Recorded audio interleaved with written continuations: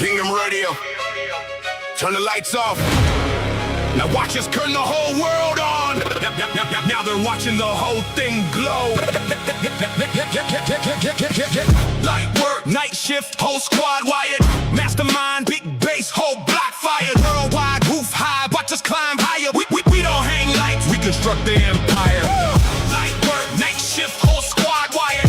Mastermind, big bass, whole block. From the ladder to the leader, every level gets acquired. We don't hang lights, we construct the empire. I came in the game with the ladder in the vision. Now the whole operation moving with precision. Every conversation turned into ammunition. Not against each other, we attack the competition. Installation, innovation, calculated repetition. Turn the seasonal profession to a permanent position. Every lesson that we mention is a business intervention. Mastermind on the transmission, worldwide reception.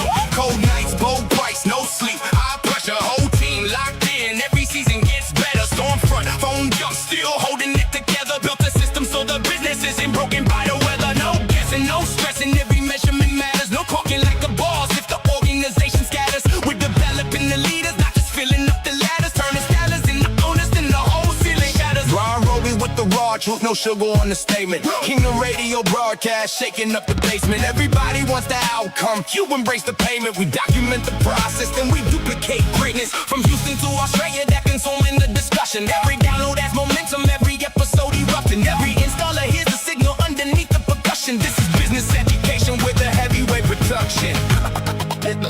Construct the empire. Light work, night shift, whole squad wired. Mastermind, big bass, whole block fired. Worldwide, roof high, watch us climb higher. We don't hang lights, we construct the empire. No sleigh bells, fake smiles, matching sweaters in the lobby. Way discussing real payroll, real cruising, real problems. How to price it, how to sell it, how to build it, how to solve it, how to turn a pickup truck into a company with options. This ain't contained for attention, it's a blueprint for expansion. Take the wisdom from the veterans and put it into action. Every failure gets examined, every victory is traction. We're not chasing entertainment, we're producing transformation. Mastermind, mastermind, mastermind. The name rings heavy when the bass drops. 7,000 in the network making game swap. One person finds a shortcut, everybody saves blocks. One owner raises standards, not a whole trade elevates up. Iron sharpens iron when the honest conversations happen. No pretending, every season is a perfectly wrapped package. We expose the weak foundation, then we enforce the brackets. Put the knowledge in the hands of anybody brave enough to grab it. Brave enough to grab it. Different time zones tuning in when the live stream starts. Different accents, same ambition, same entrepreneurial heart. Every city has an installer trying to master the art. Now the world is getting smaller every time we press record. From the back roads to the skylines, every market has a fighter. Every family has a reason that they need the future brighter. Take the struggle, take the sacrifice and turn it to a lighter. Then illuminate the route for every installer coming behind us.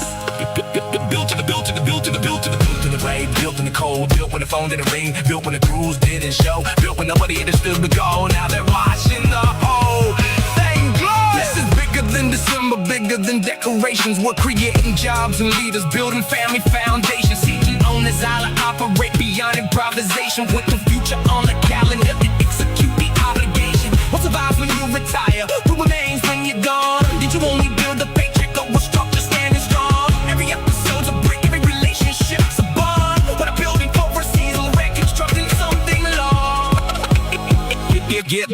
Get busy, no excuses, put the plan into motion. Quit confusing, being frantic with productive devotions. Slow it down, perform it right, then accelerate the process of disciplined operation. Always dominate for reckless, take a picture, bring the proof in the endless second guess and train the crew to find a standard, make the expectation present. Every problem leaves a lesson, every lesson leaves a weapon. Every weapon is a system when the system gets perfected. When the system gets perfected. Light work. Light work, the empire. Light work, the empire. Light work. We don't hang lights, we construct the empire.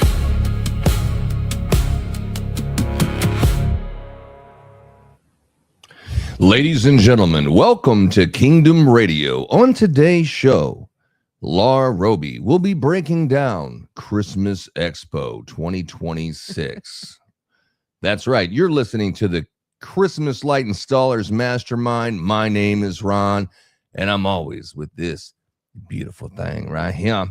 Laura Roby, what's up? Bo, bo, bo, bo, bo, bo, bo. What is up? Happy end of July. 3 days left, people. It's been days left. It's been an interesting week. Ugh. Yeah. We were on a podcast last week and last Wednesday.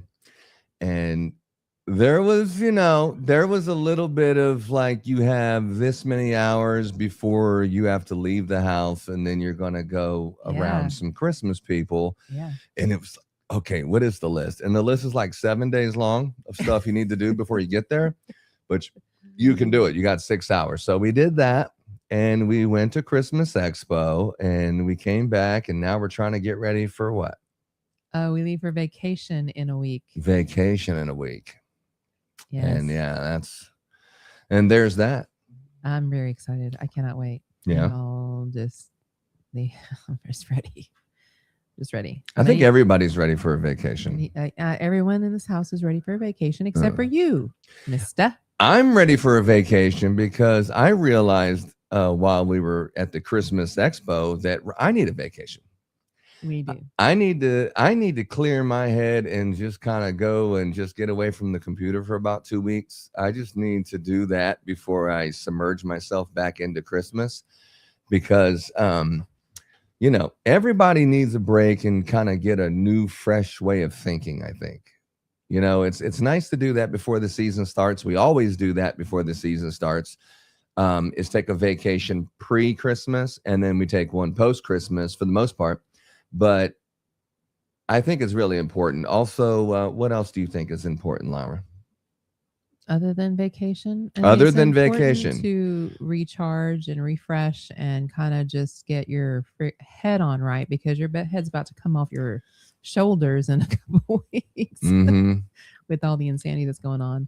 There's a lot of preparation to do before the Christmas season begins. You've got not just your supplies and your schedule and your guys and all the other stuff. You also have your personal life that can turn into a wreck, especially when you and your partner are in business together. If you're lucky enough. If you're lucky enough to have that, you also have your personal life that will go into complete disarray, So you have that meal prep and, getting the house ready. I got to pull my Christmas crap out when I get back from vacation because I get to pull all of my Christmas decorations out and start decorating the house in September. That'll be fun. Yeah. We just got live on Facebook. Let me see. This YouTube thing just ain't hitting. No one's jobbing on it. Having a day. Yeah, let me refresh this. I think we're live on Facebook now. That's good. There we are. Okay, we're live on Facebook. All right. So now we can open up the floodgates. Everyone jump on. Okay. All right. Anyway, another thing that I look forward to is not just a vacation, but something that I really, really, really need personally each and every year. And we've done it every year since 2022 or something, I think, is the Christmas Contractor season kickoff. Every single year we do the Christmas Contractor season kickoff. This is the ChristmasContractor.com 2026 season kickoff, for example. Yeah, I think we've done every year since we've been on this.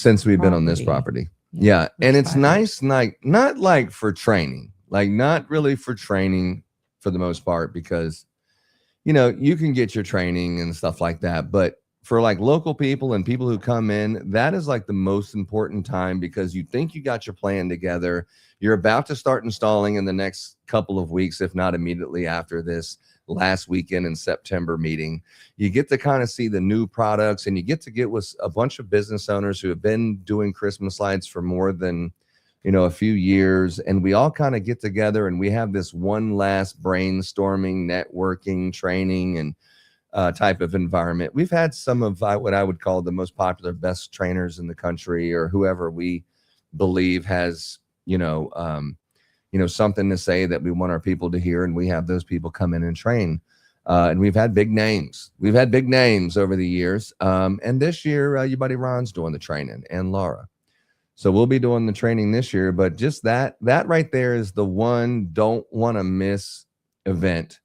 is the 2026 ChristmasContractor.com season kickoff. So let's start with that. Where is that? It might be new if you're training, but I train every single year. So hold up, what it's happened? Nothing unusual. What happened? Last year I taught Jobber and Photoshop, and the year before I think I did Photoshop and wreath and garland decorating. I mean, I always train. You're just new to the program. Yeah, I don't usually do any training myself. Yeah, do much.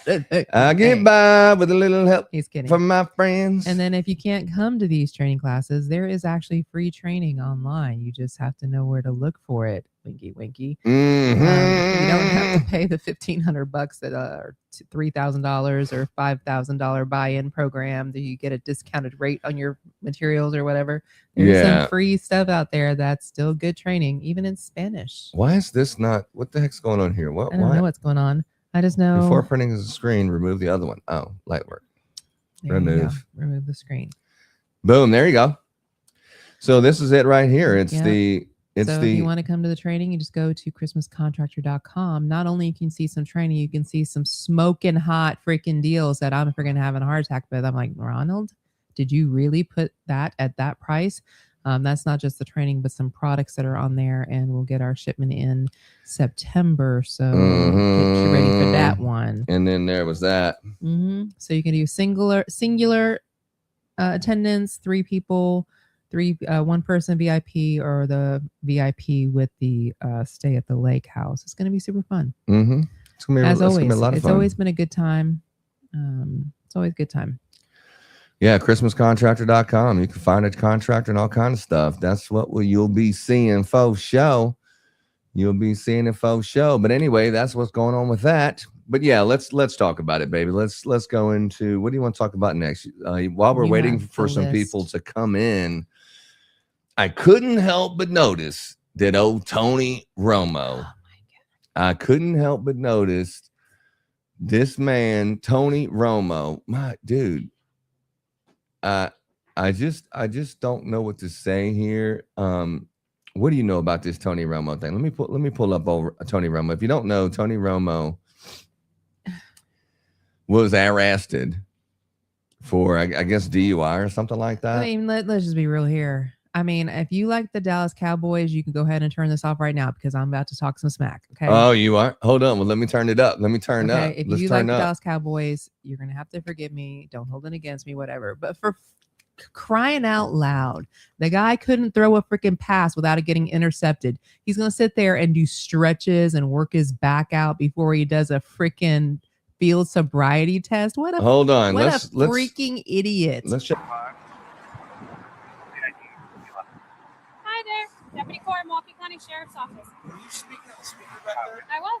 I didn't even know you guys said that. So sorry. All right. Reason for my stop today. Yep. That was what you said. Yep. Gotcha. Reason for my stop today is the unsafe passing on the right, the lane deviation. Can you say it louder? I'm sorry. Unsafe passing on the right, cutting across the gore. Obviously, the gore. And now I'm thinking, given this video, that this is actually an old Dallas Cowboys cheerleader that just pulled over Tony Romo. She sounds like the sweetest chick on the planet. It's like, oh, you did unsafe passing now. Let's go outside and do some cheer. Whatever. Get a freaking Uber, people. Nah, you don't want to surrender the privacy of somebody all up in your damn business. I mean, for crying out loud. What's he driving, H3? It's something nice, but still. Gotcha. Where are you coming from? Oh, it's a Jeep. He was in Dallas to go cry in the infield. Like Babe, usual. He went to go visit Grandma and Grandpa. He was in Dallas, crawling around the goalpost, wishing for better days, hoping that when somebody threw a ball at him, he could actually, like, you know, he could actually throw the ball and it actually get into the bread basket instead of all this other crap into somebody else's bread basket, which he was totally known for. I don't know. Whatever kind of sweet talking this man was doing, the shit wasn't working. I guess. And then you have the picture of him doing his little stretches, doing yoga. I don't know. Let's see. Something transpire. I'm not going to play the whole thing. I'll save you the whole thing. Thank God. We've seen enough. It's like, look, Tony. Yeah, look. When the game was on the line, I mean, you did really good, you know, But when the game was on the line, you choked, bro. You zigged when you should have zagged, and then once again, we didn't really win anything significant because you dropped the ball, you dropped the snap. He's the choke king. That's what he's been, and that's what he's doing right here. He's And he really has an all shucks kind. I mean, if I would have pulled him over, I'm poor sure this has happened baby. many times for him. This is the first time someone actually went through with this whole rigmarole and embarrassed him on camera. But I'm sure it's like, oh, it's Tony Romo. Hey, boss, let me call my sergeant. Let's bring him down the station, get autographs, and whatever. But the DUI, I mean, I don't know. I didn't see his driving, but anyway, apparently they got him dead to rights on something. And if they did, they did. If he was fucking drunk driving, he's done. I thought you were taking me through it. So, as of right now, we're on a level ground. We're on a bridge.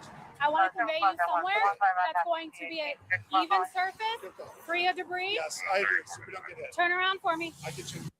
Yeah, so she wants to take him back to her apartment where she has a level service or some kind of service or something fucking level. I don't know what the hell. He is old. She's a young lady. Yep. Be kind. I just want to make sure that Man, I just can't even warriors. watch the rest of this. But anyway, we will a little bit. You love Keep this looking shit. at the stimulus until the test is over. Stimulus. Do you understand? The stimulus, top of my pen, right over here. To walk until you're told to do so. Okay. Do you I understand? mean, the this is like instructions the so far? highlight of her career. Look, here's the highlight of her career, and I don't want to go into my position on police officers, but they're not your fucking friend. Okay? Anything you say can and will be used against you. Does that sound like someone who's your friend? The best thing to do in a situation like this is to do nothing, say nothing until your attorney gets involved, period. All this shit right here, he could have avoided all this. Like, I'm not doing all these Whatever. stupid tests. You just wonder it's going to mess up his contract for doing announcing during the season. You're not going to see him. They're going to blackball him. No. You watch. Over a do. misdemeanor? No. Drunk driving. You don't encourage people to drunk driving. You don't have your freaking announcer out there. I mean, what the hell is he doing? He's He's turned taking into a off his freaking flip flops, babe. He flamingo. can walk barefoot Oh, better Lord than have with mercy. flip flops. I mean, everyone knows that, right? I mean, He should have just said, "I've drank too much. Go take me." When I fucking tell you home." to start, take 9 heel to toe steps on the line, turn and take 9 heel to toe steps down. so I mean, how old is he? 50? What is he? 52, 50 something? How old is Tony? no, Romo? he's 40 something probably. Tony Romo. I cannot believe I'm putting this in the algorithm of my freaking computer. What is He's that? 46. We're not going to do that. So the whole thing was embarrassing. I don't even like watching this. I don't like promoting this. Yeah, he got a DUI or he was arrested or something for DUI. Doesn't mean when he goes to court, I don't know what will happen. But the best thing to do, I mean, he's got a freaking video, obviously. Michael Irvin did Cannot way worse. pass. Michael Irvin did way In worse what? and went scot-free. And how long ago was that? How long He ago snorted was up the 50-yard line and I then mean, some, and that's had a whole true. house where he was bringing women in there and drugs were in every single room and all the like. Believe me, Tony Romo has not been living that life. Ooh, He how long just was has a Michael golf Irvin? problem, and very similar to Tiger Woods. What? He has a golf problem. He loves golfing. He had He to. loves golfing, so that's the reason why he's drunk.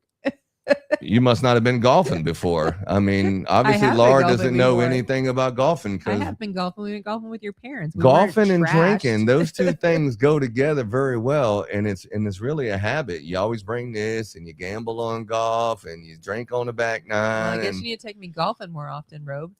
yeah, Crying out loud. I lost my golf clubs. And You took haven't me gotten golfing back. at your parents, and I did very well. You haven't taken me since. That's true. We need to go golfing again, Actually, and we keep- have like places we can go. Like people would love to go to some places that we can go. We just never go. I mean, But what I'm trying to say is, my man right here, Tiger, this is what you do, dog. Okay? This is what you do. As soon as the police pulls you over, or this guy, he actually flipped the car over and damn near killed somebody. I But mean, okay, so much better. when you realize that you're in a pickle, okay, your sweet talking is not working with this chick. They're not just going to wave a flag and say, oh, that was great. Now we have all this video of you in the Sally Port that we can, show off to TMZ and all that. Now, I can make my career because you're like, sit, boy, sit. Now start doing some jumping jacks. And yeah, come over here. Now start, clap your hand, bend over, touch your toes, start wumping on one leg. It's like, you just never want that day to stop because you got Tony Romo acting like a little bitch and just doing everything you say. I mean, I wouldn't have done none of that. Your boy wouldn't have done none of that. I'd have been Tiger Woods right here. Yeah. I'm right here, bud. Go ahead, do what you got to do. But I ain't participating in none of this field sobriety stuff. We're going to stay on one knee. Oh, that's where he flipped his car. Yeah. Yeah, but what he did was he went up the road. He called Trump and said, look, such and such and whatever. And then whatever words were exchanged. And he said, I just got off the president with the United States. And he just sat there. And then eventually they took him, whatever. But yeah, that's how a boss does it. And then he left the country. Then you like, hey, you know what? The media is kind of hot right now in America. It's kind of hot. You know, so what we're going to do is we're going to go overseas for about a month and let this shit cool down. Yeah, I'm not in the Masters, just like Tony Romo would never be in the Super Bowl. But I'm not in the Masters, but I'm just going to leave the country. And the reason why I compared Tony Romo and Tiger Woods is very unfortunate for both of them, but both of them are dealing with major injuries from being in sports. And now they're addicted to a lifestyle of maybe you're living, but you're also living with pain and you're, supplementing with pain pills and things like that. Or, golf. Tony Romo, he had to have it in his contract that he was not allowed to play golf because when he's a professional quarterback, if he were to get injured on the golf course, it was in his contract. He wasn't allowed to play golf during the season. He's a scratch golfer and could play with pros. Tony Romo's an awesome golfer. But when you go golfing, drinking, that kind of stuff. But yeah, he could quite possibly, he's definitely an amateur golfer. If not, could compete as a professional. He's an awesome golfer. And everyone knew that. But that's why, living in the Dallas area for so many years, it was very sad to hear Ron talk about Tony Romo. It was very sad for people in Dallas. I live there. You always root for the home team. Even though I'm a Redskins fan, it's always nice to see when the Cowboys lose. The Redskins or anyone who plays the Cowboys is who you root for. But it was sad to see everyone who was true Cowboy fans and just see disappointment after disappointment after disappointment year after year. And I always pretended to be sad about it, but I'm not happy about this. I'm not happy about the Tony Romo thing. It was kind of embarrassing. And it was exactly what you don't do when you have an interaction with the police officers, is thinking that you're going to talk your way out of it. As soon as they got you down there at the police station, no comment, lawyer. That's it. All right. So we're moving right along. Yeah. But yeah, that's very sad that they got an hour and a half on Romo. Golly, it's like, oh my God. That's terrible. The thing with Michael Irvin was 21 years ago. That was a way different time period. The internet definitely was not in focus back then. Now, body cams and everything else are.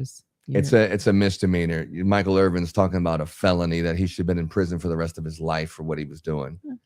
He got out of that felony, possession of cocaine and this and that and distribution, all that kind of shit. He got out of all that and continued to play football more than once in Miami and in Dallas Cowboys more than once from money. Tony Romo, this is a misdemeanor, period. And I don't see it being a big deal. But anyway, moving on.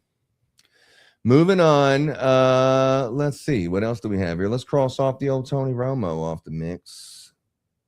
All right. Tony Romo reminds me of Tiger Woods, but Tiger did it smarter. Yeah. Okay. Moving. He was just smoother with it. Brother was just way smoother with it. Keeps doing it over and over and over and over again. Tiger Woods got more experience, I guess. Tony it's like, dog, I know you never lived that life, bud, and that's okay. But look, this is what you don't do. They're not your friends. Jeez. The police officers are not your friend. They were when you were a cowboy and they were escorting you off on the field, but you catch them in real life, how they really do. It's like you could tell homeboy don't have enough experience with those interactions. But anyway, we'll move along. Speaking of experience, did I ever show you this video? My name is Ron from Kingdom Radio. And you know who that is? Yeah. Who is it? That's you. That's Fred Zimmerman. Oh, you didn't tell me the person that's sitting next to you. Oh, I know it's me. That's Fred Zimmerman. This is in Joey's warehouse. And Fred had a something on Lifetime movie or something. He did like a Lifetime movie, but they didn't want LED because of the cameras and how the cameras show LED. So they made him do the whole movie production in incandescent. Okay. So I remember this little clip. I was asking him, just making a little joke about We incandescent have light. special guest Fred Zimmerman talking incandescent here on Wednesday at Kingdom Live. Incandescent's the way to go. So That's all I use on my house. Hello, my name is Ron. Yeah, so that was funny. Remember that one? Oh my gosh. No, I was, you can see I was sitting there entertaining the children. Yeah, I was like, yeah. Well, Fred, he's the expert when it comes to incandescent. And he's like, incandescent is all I use on my house. I remember that was from like 3 years ago. It was interesting that it was like Wednesday Night Live because it was a Wednesday we were there, I think. Yeah, we were there Wednesday. That was for a commercial we were doing or Something. a failed version of it. But anyway. Moving on. All right. So that That's one's really gone nice. from the studio. Tiger Woods. Let's get him out of there. All right. So let's get into this one. Everyone wants to know about this one. Christmas Expo. That kind of sums it up, doesn't it? Yeah, totally.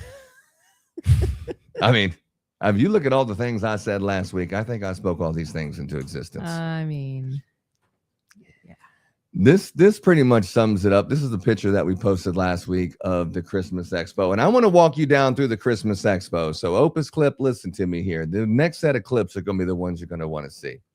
Christmas Expo. Christmas Expo. Let's talk about Christmas Expo because we left last week and we got down in there. We got down in there and we got into the vehicle and we woke up and it was 4 o'clock in the morning. yes. There was 2.5 hours of sleep and 4 o'clock in the morning. We were getting after it and it was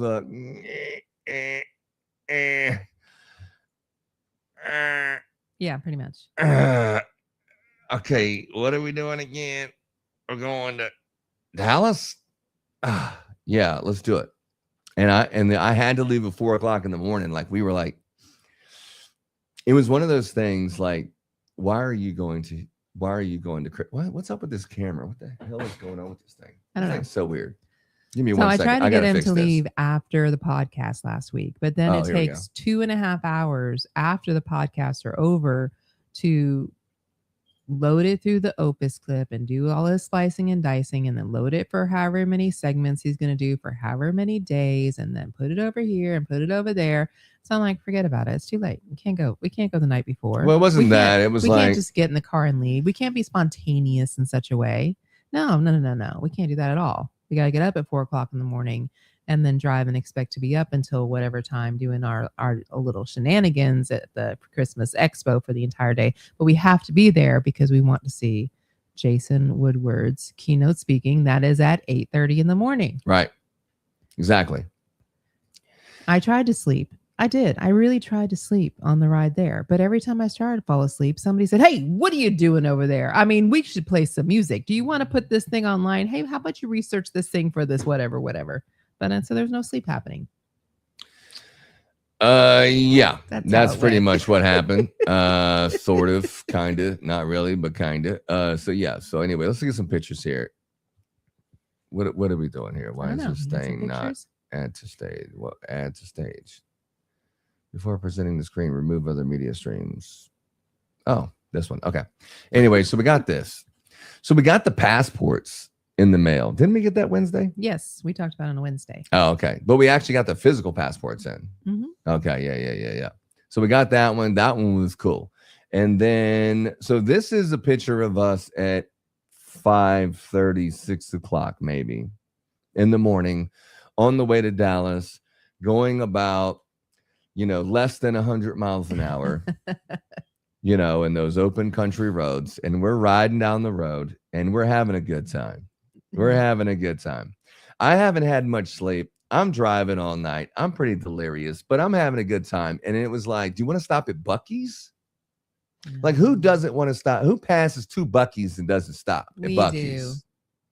Boring. So, like when you're looking at your phone, right? So when you're looking at your phone and you're like, all right, so let me go ahead and type in the address to the DoubleTree Hilton in the Galleria, right? Yeah, the guy is- So you punch in the address and then it says you're going to be there at 8:29 and you're like, oh my God.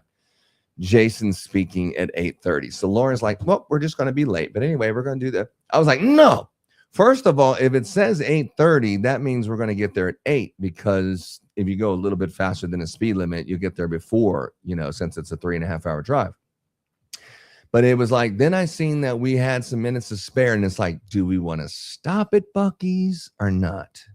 Stop at Buc-ee's? And I was like, no, because then I'm not going to get there in time, and then I'm not going to get a chance to meet Jason Woodward again after I almost met him 3 other times in St. Louis, and some other time I didn't get a chance to meet him. We're going there and we're meeting Jason Woodward. I don't care if he's on wants to meet at midnight or 2 in the morning or whatever it is.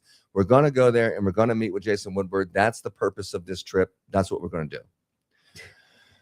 And when we got there, I don't know about you. I don't know how you are with parking spaces, but your buddy Ron is the type of guy that likes to park like 3 miles away from the place where there's like absolutely nobody. And I might walk like a half a mile to where I'm going, but I just don't like parking next to anyone. I don't like the way people think and the way they respect things, and they just open the door and smash into your stuff. And I don't want to get myself in a wreck, because I will beat somebody up for that. So I just try to park away from people so I don't have to get in a confrontation and kill somebody over that. I mean, not just away. It's far enough away. It's literally BFE. There are vultures circling the sky. Yeah. You are in the middle Just of the in case desert, like another and you're 2,000 walking. people show up to the Christmas Expo and this whole parking lot gets packed. I want the last spot.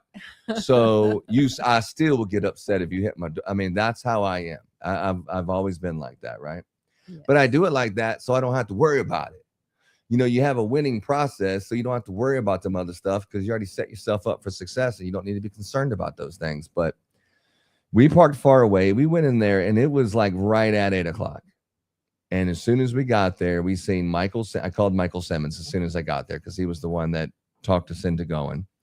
But we talked to Michael Simmons. He was sitting there at the table with him and what we later found out was going to be Santa Claus. Wasn't he sitting at the table with Santa?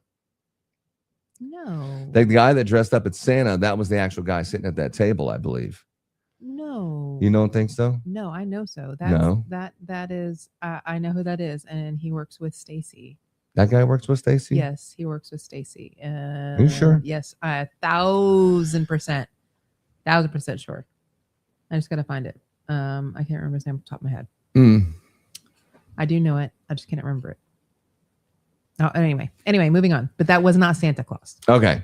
So then as soon as we got there, this is like 8:05. So there's like, you sign in and then you get your badge and you go through, whatever that kind of stuff is. You sign in who you are, get your badge and stuff. So I get my badge and everything. And then as soon as I get in there, I see Jason Woodward was there with his little entourage. He was there with 3 ladies, I think his wife and 2 people that worked there. And then, you start seeing some other people in the lobby area waiting for the room to open up where we're going to go into probably in the next 10 minutes. And then you see Jason Guyman there. And this is our picture with Jason. And just so we're perfectly clear, I want to make this perfectly clear. Jason Guyman, he was there with his family. He had his wife and his kids. I mean, they weren't there. They were doing stuff. They kind of vacation together, where he goes on his speaking tour and they kind of vacation and travel together as a family, which is cool. It's not a work trip. It's a vacation family trip, but they also put some work in there because they're a working family like we are. So I respect that. Write-off. I don't know about the write-off. It's a way to hang together and not leave and come back. I respect that 1,000%. The other thing that I respect is, he is one of the few people who actually do something very similar to what I do. He is a social media person. I wouldn't say influencer at this point for myself, just because I don't consider myself as a social media influencer. But we both do the same exact thing. We do a very similar thing. And if you meet like a manly man, and if you don't know any manly men, just watch the Christmas Light Installers Mastermind podcast, and you'll at least know me, Ron. But these manly men, they're competitive, right? They're happy for each other, but they're very competitive. Like me and Jason, just like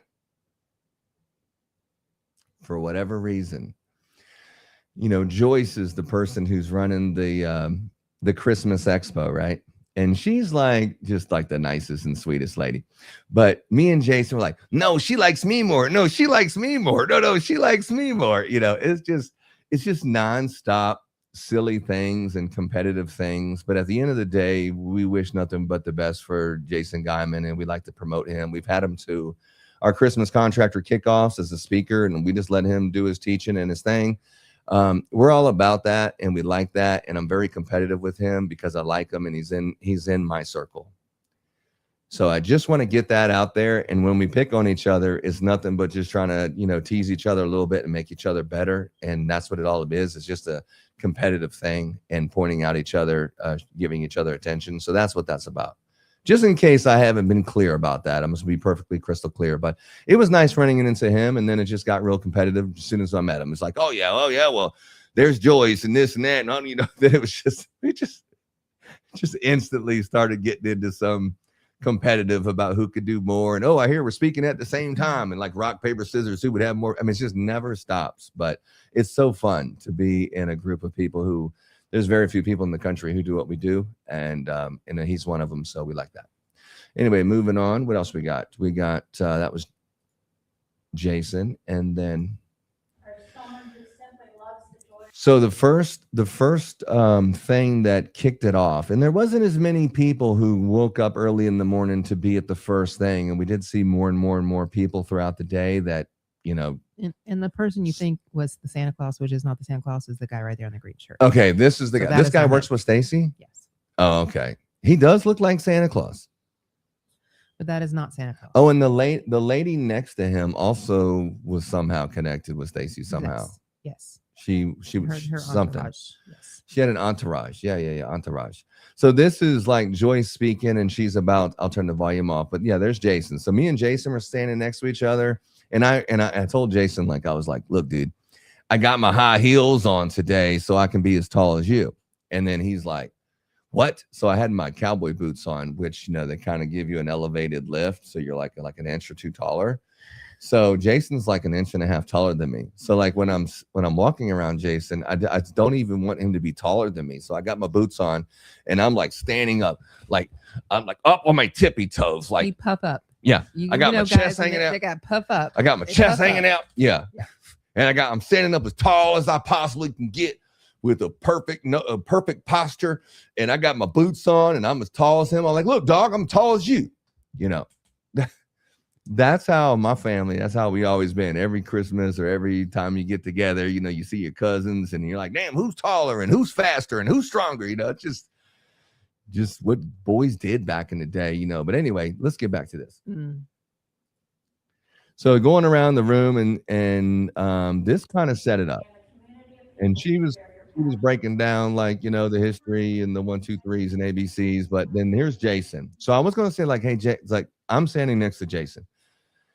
And I was going to say, like, hey, Jason, do you want me to go up there on the stage and like get the whole place riled up, fired up and shit, and then I can introduce you?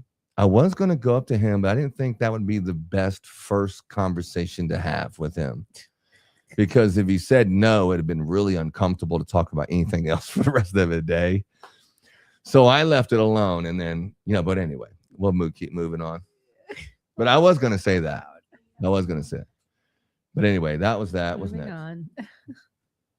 So he went up there and gave his speech that we started for. And I did meet him before he went on stage. We did talk before, and he said some things, and I'm not going to share those with you, but he said some things, you know, great to talk to you, and this ain't our first time meeting or something, but very nice. And I said, man, I really like to have you on the podcast. And he was like, yeah, we should do that. And I was like, yeah, okay.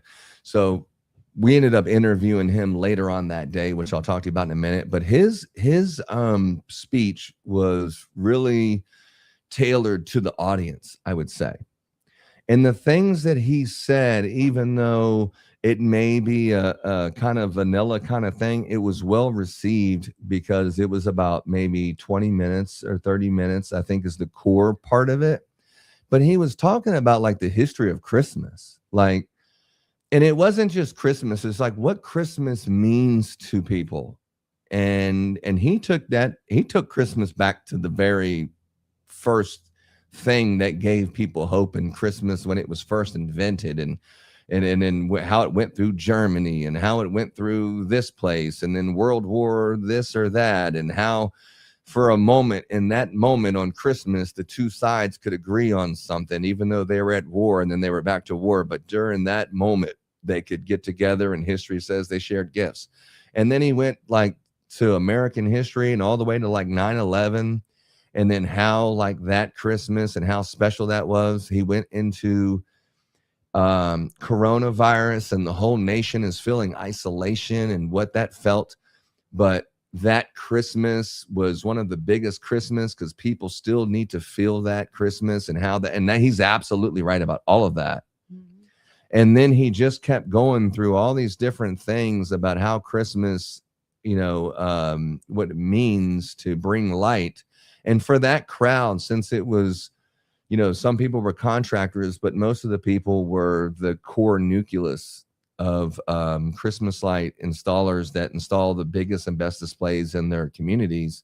That was the core nucleus of these people, and that message I thought it came across really well for that reason. And it actually got me and Laura thinking about this. Before I go too far, it got me thinking about this. This is a mastermind tip, and for the few people who are listening and the many people who will listen later, this is America's 250th Christmas. Just like it was the 250th 4th of July Declaration of Independence, this is the anniversary of the 250 Christmases in America. And that's what this Christmas is, and that's where Kingdom is about to make this new video coming soon, from candlelight to LED, showing how the candle flame, I mean, back in the day, they put a candle in the window in the Bible days, so the priests would know that it was okay to stop by your house and bless your house. That was signifying to the man of God.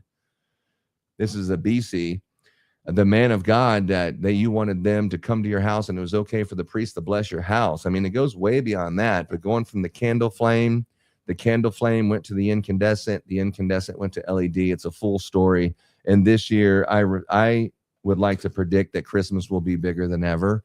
And the 250th anniversary of the first Christmas of Christmas in America, that's what we're going to be doing. But he didn't say all that, but he said something very similar to that, and definitely got me thinking a lot more about the history of Christmas in America. So great job by Jason Woodward. And look at this quote that he has. Christmas lighting and decorating is the human refusal to let darkness have the final word. So basically, let me get that picture back up here. You have to remove that picture and then add that. Okay. So this one was like, he put this up and he like did his whole presentation before he started, people were asking questions. He's talking about AI in business, and he calls his AI Walter, and he goes through how AI is helping out your business and things like that. And then when he goes into this, this was like the mic drop, like boom, mic drop. Christmas lighting and decorating is the human refusal to let darkness have the final word. And so then it was like, give it up for Jason. And then there was like, yay. But I'm like trying to pull my phone out and grab a picture of it. Right. And I'm like, yay, but get a picture real quick. And then he took it off the screen. And then as I stopped clapping, it was like, and then finally I was like, I'm about to tackle him if you don't put that picture back up here. But one nice person raised their hand and said, excuse me, can you put the picture back up there? Because everybody was clapping. I didn't get a chance to take a picture. And what a great quote. What a great quote, I would say. What do you think of that moment? The whole, when he did his keynote speaking. I thought it was good. Ron definitely. So, Suzette. Ron definitely has stars in his eyes when he thinks. Oh yeah, I was a little goo goo gaga for Jason. I was just see him as a successful, business person, and I don't get all. I'm not starstruck, but it was very good. He did a very good job, and I enjoyed listening to him talk. I like talking to people who do what I do, and they do it on a bigger level. I like talking to people like that. It frustrates the hell out of me, the other side of that coin, but I just want to hang out with people who are doing better than me, and I just want to learn something. And I've had an opportunity to meet him and say something to Jason a few times, and I never did. And Michael Simmons said, out of all the people in the Christmas industry, you and Jason Woodward are the two funniest people in the industry. And I was like, Jason Woodward's funny? Funny? I guess I haven't had I never got conversation that. And he must be super funny. Just has like a really polished professional presence, and then he's funny like in person or something maybe. So that's like, I have to talk to him, and I'll tell you about that one in just a minute. But anyway, moving along. Let me tell you why the Christmas Expo has the best foundation out of all the trade shows. I'm just going to tell you why the Christmas Expo has the best foundation out of all the trade shows.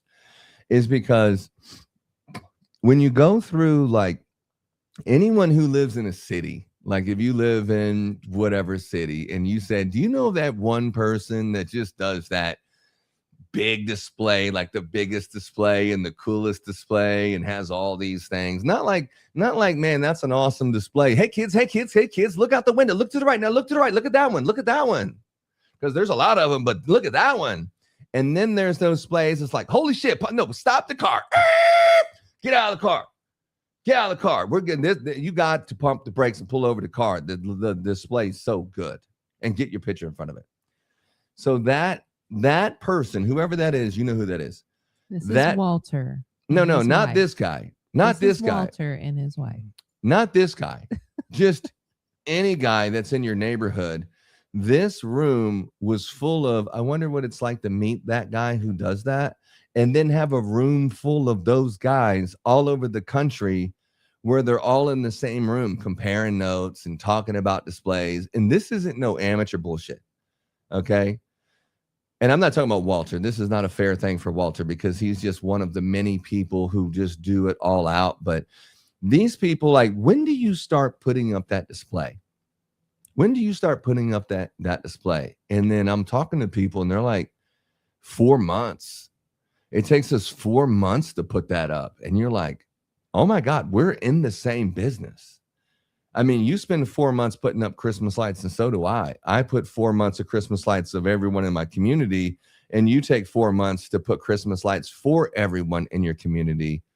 So it's really similar, just a couple words different, but it was nice to be in there. Imagine the Christmas spirit and the people who have done such extravagant things for Christmas, to see smiles and to do it for the community, and a whole room full of people like that. The core nucleus of Christmas Expo is solid. I like that. But let's move right along. So that was Walter. Walter, this guy has, what do you say, like 2 billion lights or something, or combinations, or he's a very nice guy. I would say his hearing is, they need to turn the volume up a little bit, but he's a very nice guy. He actually invented the tower tree. And I remember he was like, see, and then J.R. Matos was walking by, and he was like, hey, ask J.R. Matos, because Matos is like a celebrity in that field, in that group. Ask J.R. And J.R.'s like, yeah. You made the tower tree, but come on, I made it better. Like, can we agree on those two things? And he's like, yeah, you made it better. But these people it's the same kind of competitive thing. Like when I'm talking about Jason, they're competitive, but they're in the same like family. We're all part of bringing light and stuff, and it's all like one kind of tight niche group of rock stars in the Christmas industry that are doing just major league displays, award-winning displays, and it's just so cool. And this guy Walter and his wife, they were also fantastic, talking to total strangers and just welcoming people into the industry. And I just loved every minute of that. Okay. This is probably the most underrated meeting of the Christmas Expo. Most underrated person there, I say, that the product that he sells and that he's putting up that demonstration, I thought that was huge. I'm pretty sure that he responded to a post that I posted personally, and I brought it to Michael's attention, but a couple of people have different opinions of that. But anyway, Damon Hawkins was there, and I know that I invited him. So when he was I'll talk about the rooms and that mix up, but later. But when he was in that room, at the same time, 5 other really cool things were happening. I said, I have to go and see what Damon's doing, because Damon from Steep Gear, he's a class act. It was the first time met him virtually or over the phone like 10 times, but that was the first time meeting him in person. And he did a demonstration to this guy. And of course he bought the shorts, but let me just listen to this real quick. And we're at the Christmas Expo. Steep Gear's in the house, showing off some stuff. We got Peter here. He's, I call him my test dummy. Don't tell him I said that, right? Put your legs down. Let's see what happened. He just lost his footing on a roof, okay? But he's not going to go off the roof because he's got the sticky shorts on. And we've also created the sticky pants. You'll see that I may move a little bit. So at this point, I'm like, you know, that's cool and everything, but I want to see homeboy do like a backflip or something. Like, you know, this stuff, like I want to see some like somersaults and then stick. I'm like looking for some action. But what I did was I've kept myself from sliding off the roof, and I get to go home tonight. Okay. So there's just too many accidents. This is just another way, another tool, you know, Be able to keep yourself from falling off. So he had his girl with him and everything and all that. And I'll go, there's more to this video, but is there one where he's doing the backflip? Did we get to that point? Let me see. Yeah, because one time I'm like, man, stand up there and do a flip. And then he started standing up. And then Damon's like, whoa, we're not supposed to do it like that. Let me see. You're higher. Don't hurt yourself. Now fall down. Now jump off and fall down. Come on. Okay. So if you had regular pants on, so anyway, you get the point. Anyway, he's got a new product this year. He has those pants. gray pants on, and they actually look like dress pants. He's also got them in khaki and tan. So you can head over to steepgear.com and check out those freaking pants. They're really nice. You can wear them to a job site, and then you can go out to dinner and wear them out because they're really nice. They're really nice. Really nice. I want a pair, just, you know, I need the big boy collection. And he ain't got the big boy collection, but he got a nice collection, and those pants is definitely something a boss would wear. He's very down to earth. He's very much, he's super Texan cool at heart. He's a roofer. He's been doing this stuff. Adjuster for years and years. He also does roofing now. Now he does roofing, yeah. So he's got the experience on the roof. He knows what safety means. And so that's a really great product. So check that out. Steepgear.com. Steepgear.com. You know, we don't make any commissions or we don't make anything like that. I promote the products because it works and I wear it myself. If you look at me on the roof, if it's any kind of steeper roof, I have Steep Gear gloves. I have Steep Gear shorts. I don't have the pants because I haven't special ordered them in my size. But if I worked in the Christmas industry, every single day I'd have them on just in case. Steep Gear. It's just like when we came out with those pitch hoppers or something, the guys that work for us, like, pitch hoppers, nah, I would never use those. And then you're like, all right, well, just try it real quick. You know what I'm saying? Just try it real quick. And then they go up there with a pitch hopper and like, all right, we'll give it back, because you can see the wear and tear, like he's been using it. Nah, man, I kind of like it though. You just don't know what you don't know. And then you start trying some stuff and you're like, oh yeah, this is like safety stuff. Okay, that all makes sense. So yeah, safety. I cannot believe we posted this thing, and some reason Facebook didn't have it. But anyway, you're going to see some clips on this one. Anyway, so yeah, Damon Hawkins. Love Damon Hawkins from Steep Gear. But yeah, we can go on this for days. Oh, this guy right here. This guy, did we get a picture with him? Yeah. This guy right here, he's like, yeah, man, so I've been listening to your podcast. His name is Kelsey, right? Mm-hmm. This guy, he was listening to our podcast. He goes, man, I live right down the road and stuff, and I've been listening to the podcast, and you said this, and you said, I'm like, oh my God, I had no idea people were listening to the podcast. Remember that? And he's like, no, I live down the street from you in Montgomery, man, and this and that, and I do this, and I went to the show that Stacy went to and got the Illumibot, so I'm a Illumibot dealer, and I do the light shows, and I do Christmas lights. I mean, and I listened to what you got to say, and this, and it was just one of those, like, it was like a very surreal moment when someone's like, actually, you know, like you think that you're giving back, and someone's like, no, I'm receiving it, I'm listening to it, and we're connected together, you know. And it's just like, it was so unreal to you know, meet people that even say that they listen to the podcast. It was crazy, but it happened. It happened, and he's a super nice guy, and he's super down to earth, right? And he has got a personal invitation of mine to make it to the 2026 Christmas Contractor season kickoff. Man, get in there, buddy. Kelsey, looking forward to you, and bring your wife with you. Bring your wife with you. It's a family affair, hanging out with Kingdom. All right. So moving on, those two are underrated. Now this dude, anybody know this dude? His name is Daniel Allison. Mm-hmm. You know him? I mean, I didn't know him until recently. Oh, I did. As soon as I seen him, because it was like, hey, I think I'm a little taller than you, dog. And then he's like, but he like, like Christmas people, like they're just smiling and happy on some stuff. You know what I'm saying? It's like, I'm Christmas, you're Christmas, it's July. I got a Santa Claus hat on. You got a Santa Claus hat on. But let's be honest, my Santa Claus hat looks better than yours. And he's like, nah, man, I do kind of like yours a little better. And it's just that competitive fun thing. And we're laughing. And so that's why I took this picture right here where we look like we're the same height and stuff. But this guy right here, this ain't no first time person around the block. This dude is let's pull up something else. Just be careful. So Daniel, be careful. Don't get kicked off. Don't get kicked off. Don't get kicked off again. On season 10 of episode 2-4. The great something that's been canceled. You know what it's called. No, the Great Christmas Light Fight. Yeah, he was get kicked off the internet for using copyrighted or whatever materials. No, don't play the volume. Make sure your volume's muted. Okay, I heard you the third time. Good, I'm just making sure. All right, so this dude right here, I mean, this is him, and this is their La Familia, and they got the greatest. I mean, he's like doing it. He's big in the symphony and orchestra, and the Christmas lights is his orchestra, and he was just a fantastic person. You can see where the news is reporting on his display. I don't know if it's that one, the Allison Family Christmas. And they have a website. You can look them up.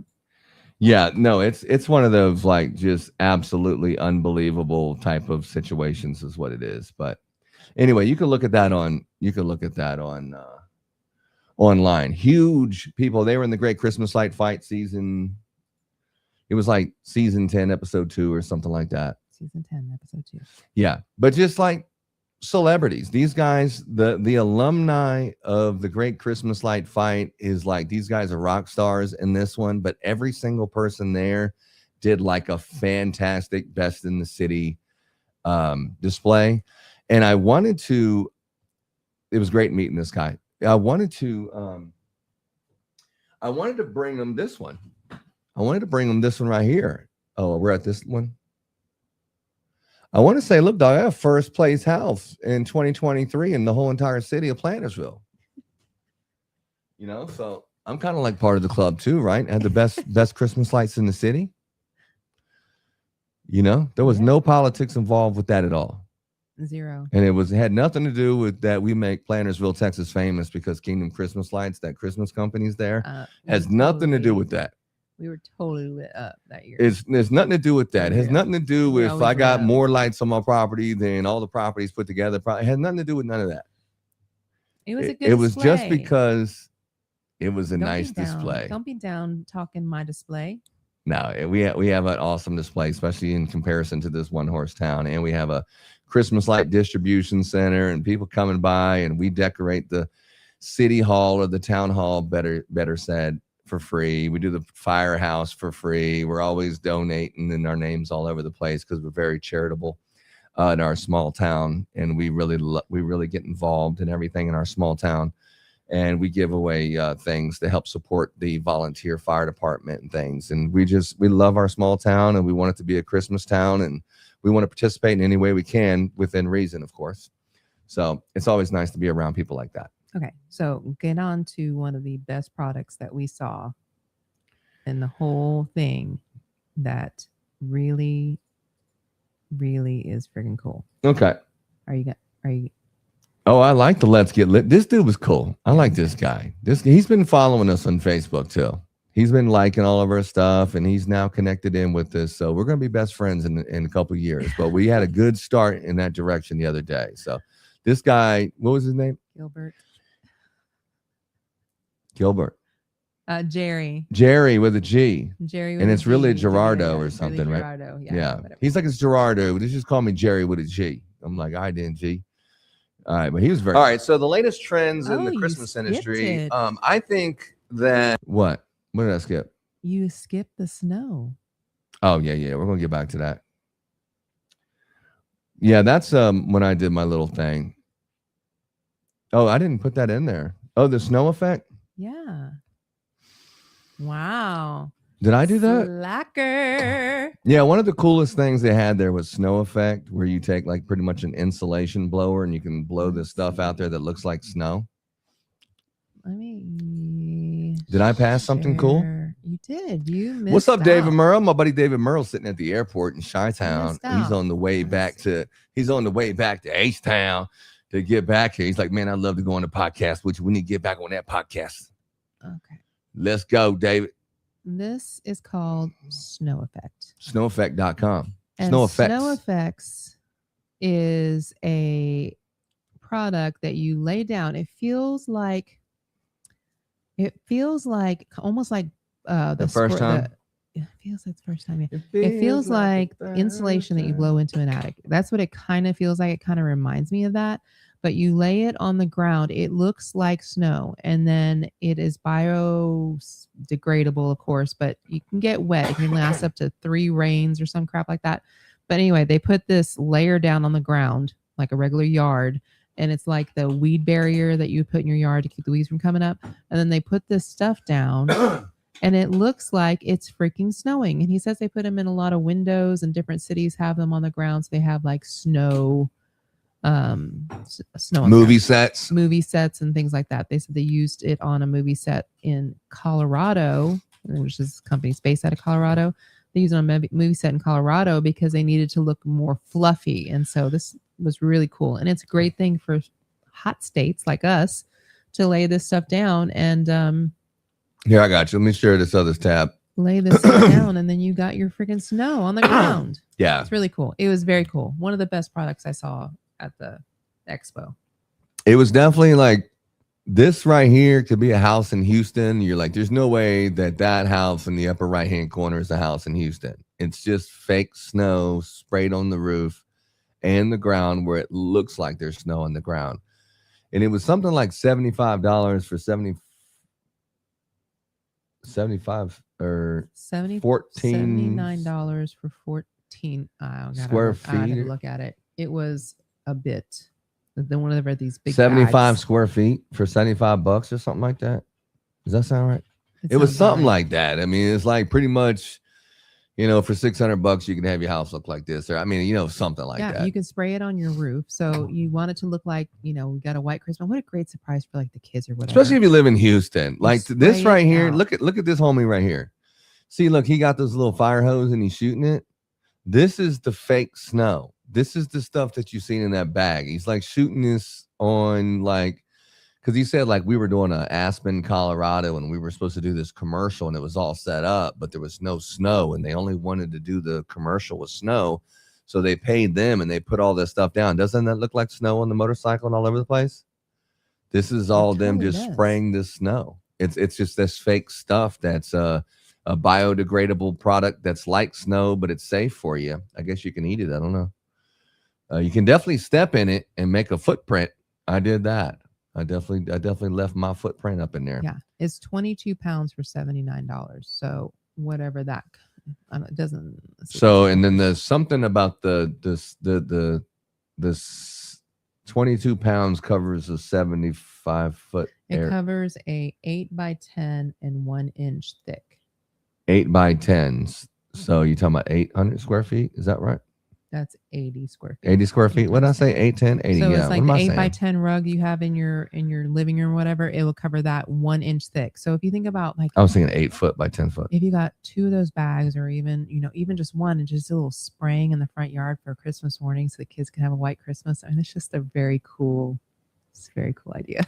I was thinking some of Very our wealthy fun. friends that are Very having cool. Christmas parties, because what I was telling the dude, I was like, if you're in the Christmas business like I am, most of the time about December 4th, everyone's like, man, I got like 1 or 2 more customers, and then we're kind of slowing down. There might be a little more, but Christmas hasn't stopped. It's just your service is really not that in demand as you get closer to Christmas, and it's only 2 weeks away. It is a little bit, but not like it was in November. So this is something that you could, kind of do Christmas parties and keep people busy doing stuff, especially for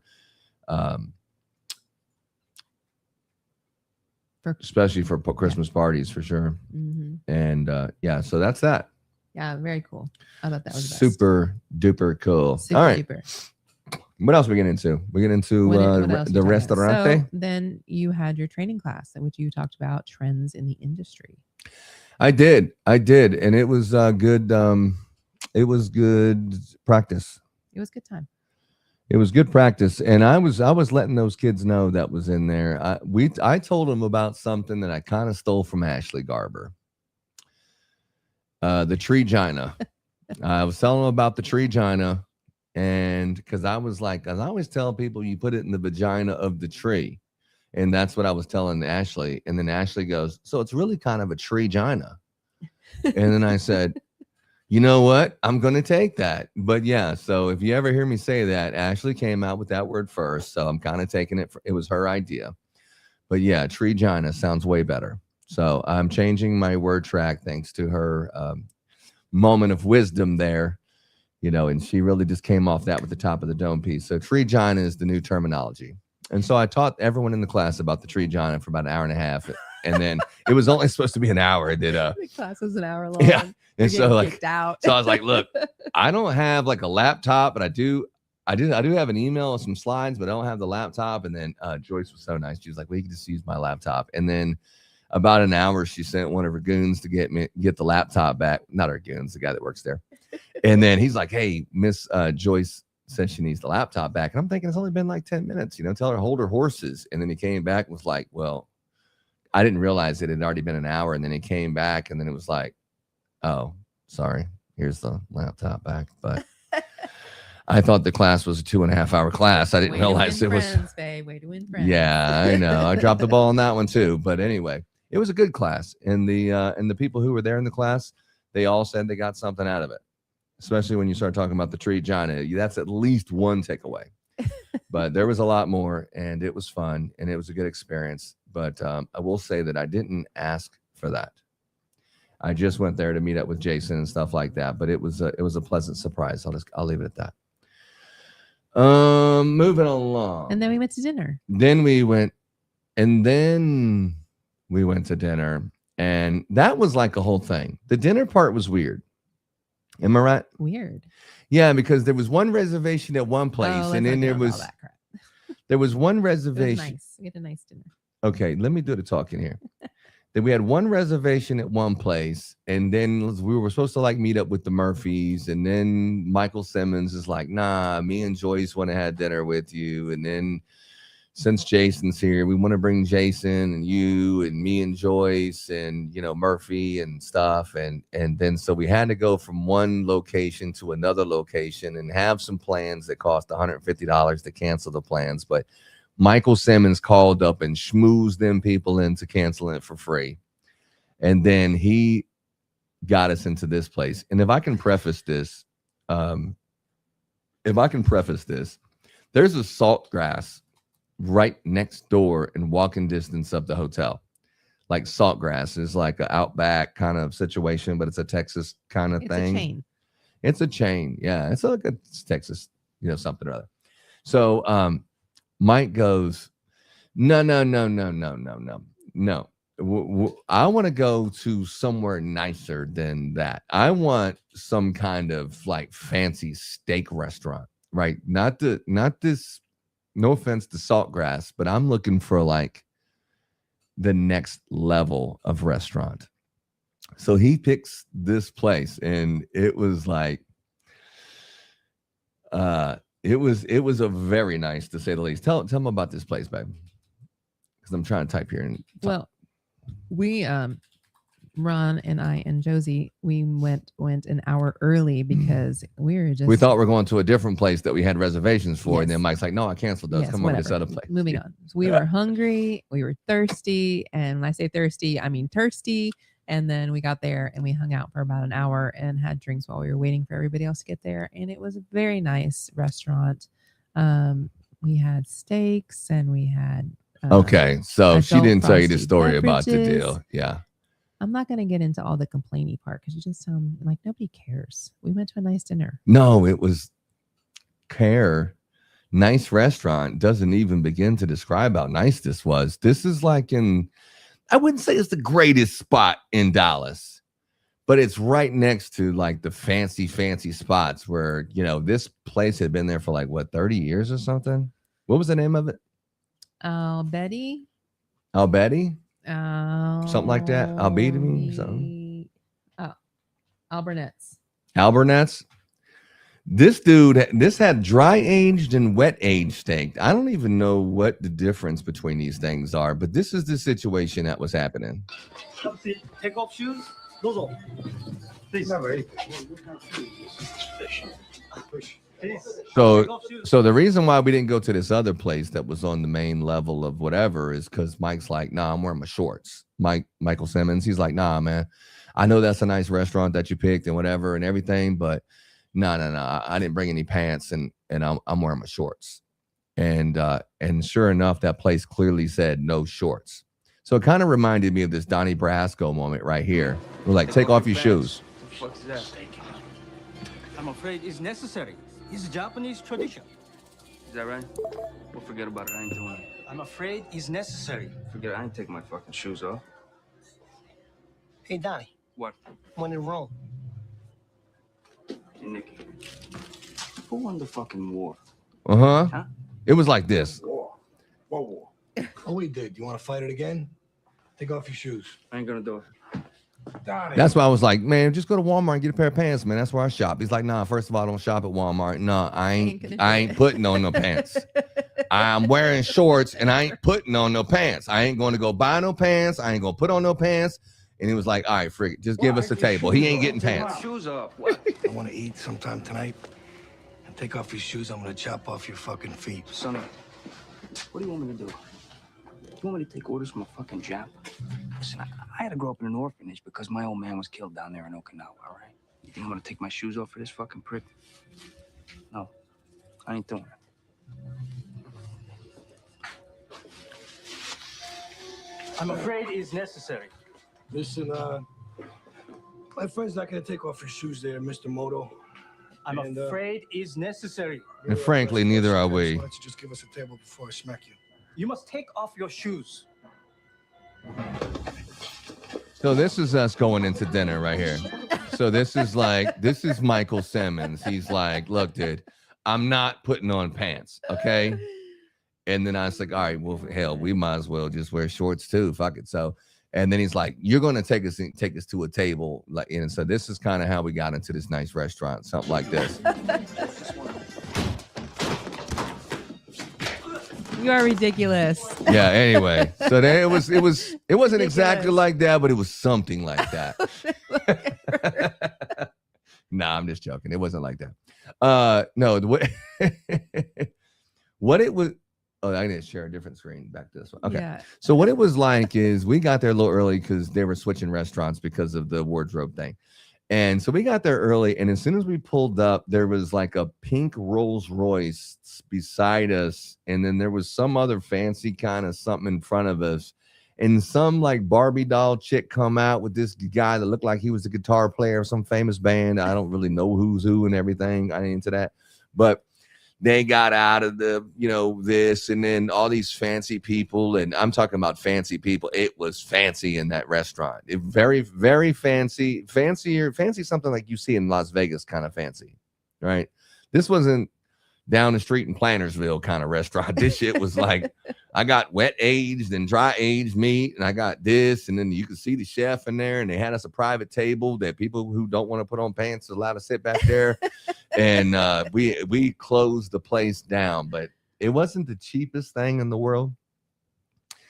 But it was a meal that I will probably never forget. It was one of the nicest meals that I had. And Michael Simmons and Miss Joyce, we do appreciate that.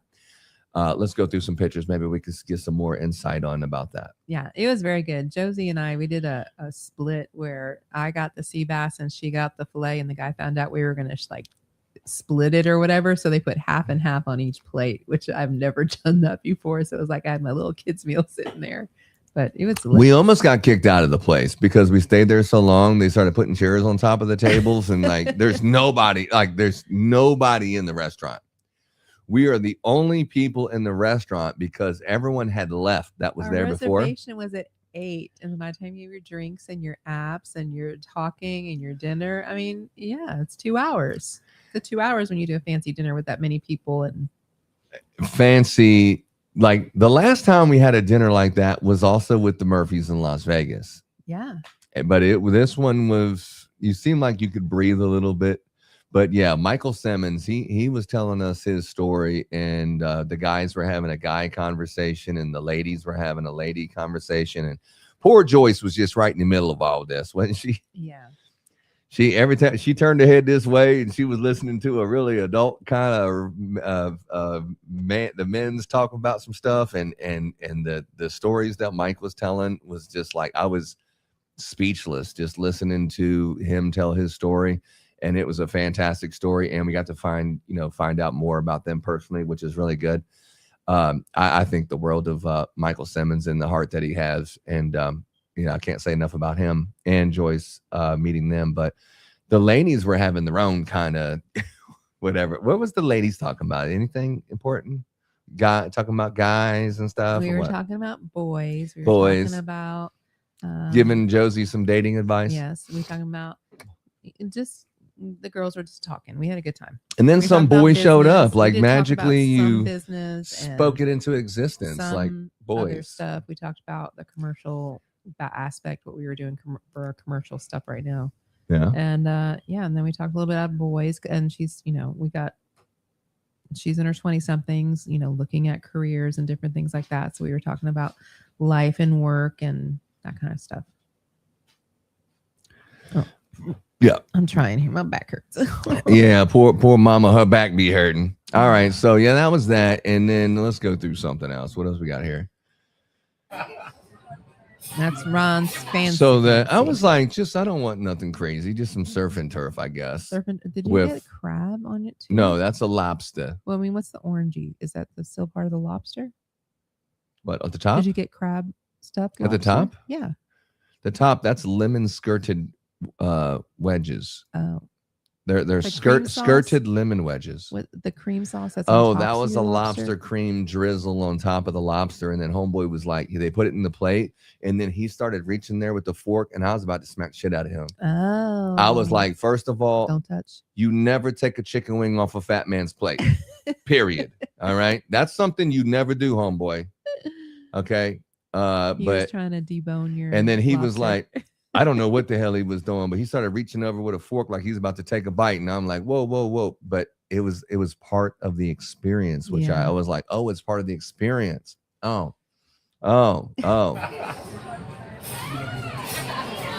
on 1 second. Let me cut this tail out of you. No, I'm like, hold on 1 second while I cut, your meat up for you. I'm thinking like, hey, me and this guy about to have a problem. But it didn't turn out like that. Oh, okay.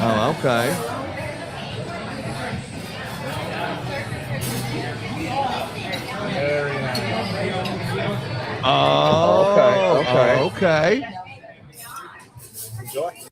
And it wasn't just that. These people were on us like flies on shit the whole time we were there. There was like, because since we closed the place down, all the waiters were like, hey, I got this difficult table over here in the back behind the bar that just won't leave, and they just got like this $1,100 bill. Not difficult at all. You're good. I'm just joking. I think it was just like, come on, everyone. We had like 6 waiters on us at all time, filling up our watch. I don't know what it was. I don't know if they just know Mike and what a celebrity he is or what, but they were on us like we were the only people in the restaurant. And kind of at that point. Dang, Joey, what you got going on here?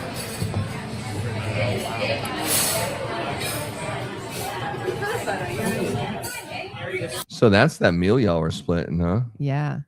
Yeah. I couldn't decide what I liked better. If I What liked kind the of steak meat better. was that? Was that the Wagyu? I had filet mignon and the sea bass. The Brussels sprouts? Oh, Brussels sprouts. They're so good. I love Brussels sprouts. Yeah, those were really good Brussels sprouts too. I never really liked them because my mom always, I guess my parents were forced to eat like liver and onions and Brussels sprouts and stuff growing up. So they're like totally against it. But Laura, the way she makes them, I love Brussels sprouts now. Liver and onions. I mean, I like onions, you know, but liver, I don't know. But anyway.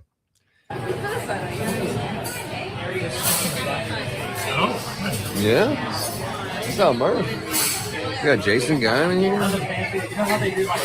And then later on, this kid showed up. Well, I think we have a picture of him, right? Mm. Yeah.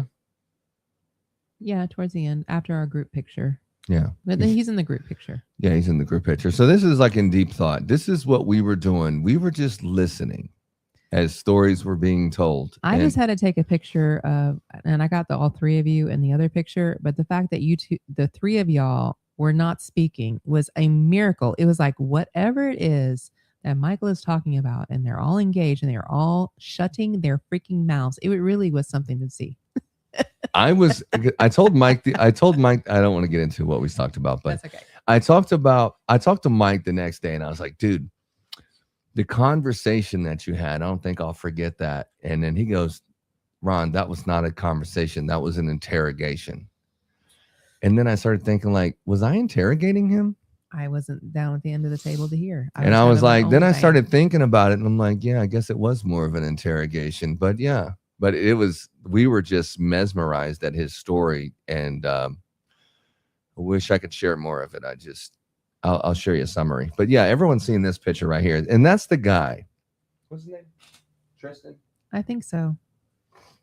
I was busy. I was conversing with the lady. No, this kid over here. So see the kid right here. This good kid. He's like 20 something. So as they were like metamorphoses, they were just like speaking into existence. Like, Josie, you just need to find the right guy and someone who's really not the same as you. You're looking for the exact opposite of you to complement, and then you're looking for a guy, and then here come this little smooth ass little dude come through here, and he's like taken. He's like, what's up? And he came there to meet up with Jason, and he was just pretending that he listens to our podcast and stuff, and it was nice. But he actually said some really nice things about us to Josie. And Josie was like, man, this kid really speaks highly of you and said you're cool, Dad. And I'm like, I owe this kid a beer if he's old enough to drink one. His name's Tristan. Tristan, yeah, Tristan. Little digging. Yeah, it's Tristan. Yeah, Tristan. He's a good looking kid. He's got his stuff together, whatever. And Jason tells me the story that he's very successful in the pressure washing business, and he's in that area. And it was nice to meet him and everyone and get my picture with him. I think I did get a picture with him. But this picture right here was very interesting because this is when the bill came. And you can see I tried the old put the wallet on the table trick. Put my wallet on the table as we pass around this house payment and see who wants to take a bite of that one. But, luckily Mike came to save the day and take a little heat off of us. But it was a massive bill, but it was, I'll never forget it. There's a bunch of cards flying around. It was all good. Good. It was like, just put 800 on this. And then it was kind of like at the grocery store. You're like, look, just put 600 on this card and then run this card for 100 and then run that card for 200. And then I could pay for my Christmas lights. And it was something like that. Right. You say so. You have a broom. Can I help sweep the place? No, but it was a very nice dinner. Look at, it's me and him right here next to the lion. Yeah. He's like, man, let's get a picture. All right. So then here we are in the next day, right? So the next day we got plenty of sleep. No, we did not. We got home from the restaurant to the hotel from the restaurant, and it's like 11:30. So I was like, man, what do you want to do? You want to grab a beer? The whole lobby's just full of Christmas people. Even in the windows, they had some kind of like a Christmas a window decorating competition. People had Christmas trees in their hotel window and stuff, and you're going down the elevator and you're looking at all these windows that open up to this lobby, and you see Christmas trees, and you're like, these are my people. Like, these people are my people. I love this. whoever's doing this, whoever's involved in this, whoever's passionate about this is like, these are my people. And I just wanted to meet everyone. I wanted to talk with everyone. If they didn't want to talk with me, I just talk with them anyway, because they're going to hear from me, because I want to meet it. That's why I drove there. I wanted to meet everybody and just meet all these people. And it was fun to meet them. Mm-hmm. This guy right here, he was like, hey, Ron. We heard that a lot, didn't we? Yes. I was actually surprised. That was actually one of my surprises. Like, oh, hello. There were so many people that were like, Ron. And then I would say, but what's her name? But what's her name? Laura? But we had name tags on, so maybe they just read our name tags. Duh. Hey, Ron. Yay. What's up? Come and on like, now. Yeah, it was so great, man. But just meeting the people, it was just so awesome to meet the people there. We met this young man here, and he's running a business, and he was there to meet with somebody and get some training, and he was going down through the Christmas Expo training program, and it's just like, man, I just want to stop and say hello to you, and I've heard your podcast many times, and then I just wanted to get just take a picture together and talk with each other for a second. And it was just a bunch of interactions like that, people meeting and networking with each other. It was great. It was fantastic, even though I was kind of sweating in this full winter Santa hat, but it was nice meeting everybody. We even went in there and met with Heather Ludwig, I think her name is. She was running she had her girls there, and this is like before the class started, but she was doing pretty much all day for like 3 days or something. She was teaching these ladies how to do like every aspect of interior Christmas decorating. And she has like these certificates, and she has these people around the country that are like, she's training them how to do this. That way they could be a certified, Christmas interior decorator, certified people. And so she's pushing that kind of program on, and we poked our head in a couple times, and they, she had about 15, 20 ladies, and they all had whatever they were doing, like a little workshop, teaching them how to do things. And so I talked to her, and then of course, as soon as I talked to her, I made the mistake and started talking about my homeboy, John Mark. She's like, yeah. And she's like, I make bows. And I'm like, oh yeah, well, my boy, John Mark makes bows too. And then it was like, we're promoting my stuff, not John Mark. And it was like, I know, but I just love him. I just don't like the way he cut his hair recently. But let's talk about John Mark some more. And it was like, just get out of here with it. Just get a picture. Just get a picture and get this goofy guy out of here so I can start my class. Yeah, something like that. But she was nice. It was nice meeting with her. And she was out there. She was doing a damn thing, bringing the interior decorating to Christmas Expo. So that was, I don't know if that was a new addition, but it definitely was cool to have that there. If you wanted to learn that. So then I popped my head in on Guyman, and he had some good old boys listening. I was turning to. He was, as soon as I popped my head in here, he was like, "Look, some people make $1 million a year in their business, and they're barely surviving because of whatever the." I guess he's trying to say, they were charging $6 a foot. They made $1 million, but they're barely broke because of their something. But that was what he was kind of talking about, just kind of breaking it down. And actually, when I heard him say that, I've heard him say that a couple of times, but it just kind of rang when he said that. It was like, yeah, that's a good point. That's a good point. And then I walked in going, she was teaching something, and that was like the only class we were interested in going to, right? Yeah, but it was at the same time as another class. Yeah, but it was at the same time as something else we had to be at. And it was like, out of all the classes, it was the Stacey Jordan's commercial estimates, I think it was. What was the one class that we wanted to go to, like out of all the classes? Municipality. The municipality. But that was in the morning when we were doing something else or something? Yes. That's when during the same time as Damien's. And then the afternoon one I wanted was. Or we had to meet with somebody about something. I don't remember what the afternoon. The afternoon was another commercial thing that I wanted to see. Oh, it was in the morning, I thought. There was 2 of them that I wanted. The day before was the municipalities, and the next day was another one. But we had something else. Yeah, it was I'll talk to you about the setup in just a second. We're almost there. But yeah, she was out doing her thing, and she's like a freaking rock star. She brought a lot of big names there, like Jason Woodward and You know, a lot of these Ryan Lee, Mm-hmm. you know, she brought, you know, some heavy hitters to the place, you know, that you would see at any major trade show. She brought these people in here, and you know, it was good pull. Good pull. It was really great. It was really great, and I could see this thing going the next level again next year. So I see it like 5 times bigger on the Christmas part. Totally. You know, if they make a few changes. And this was Ashley Garber. I think Ashley is probably one of the.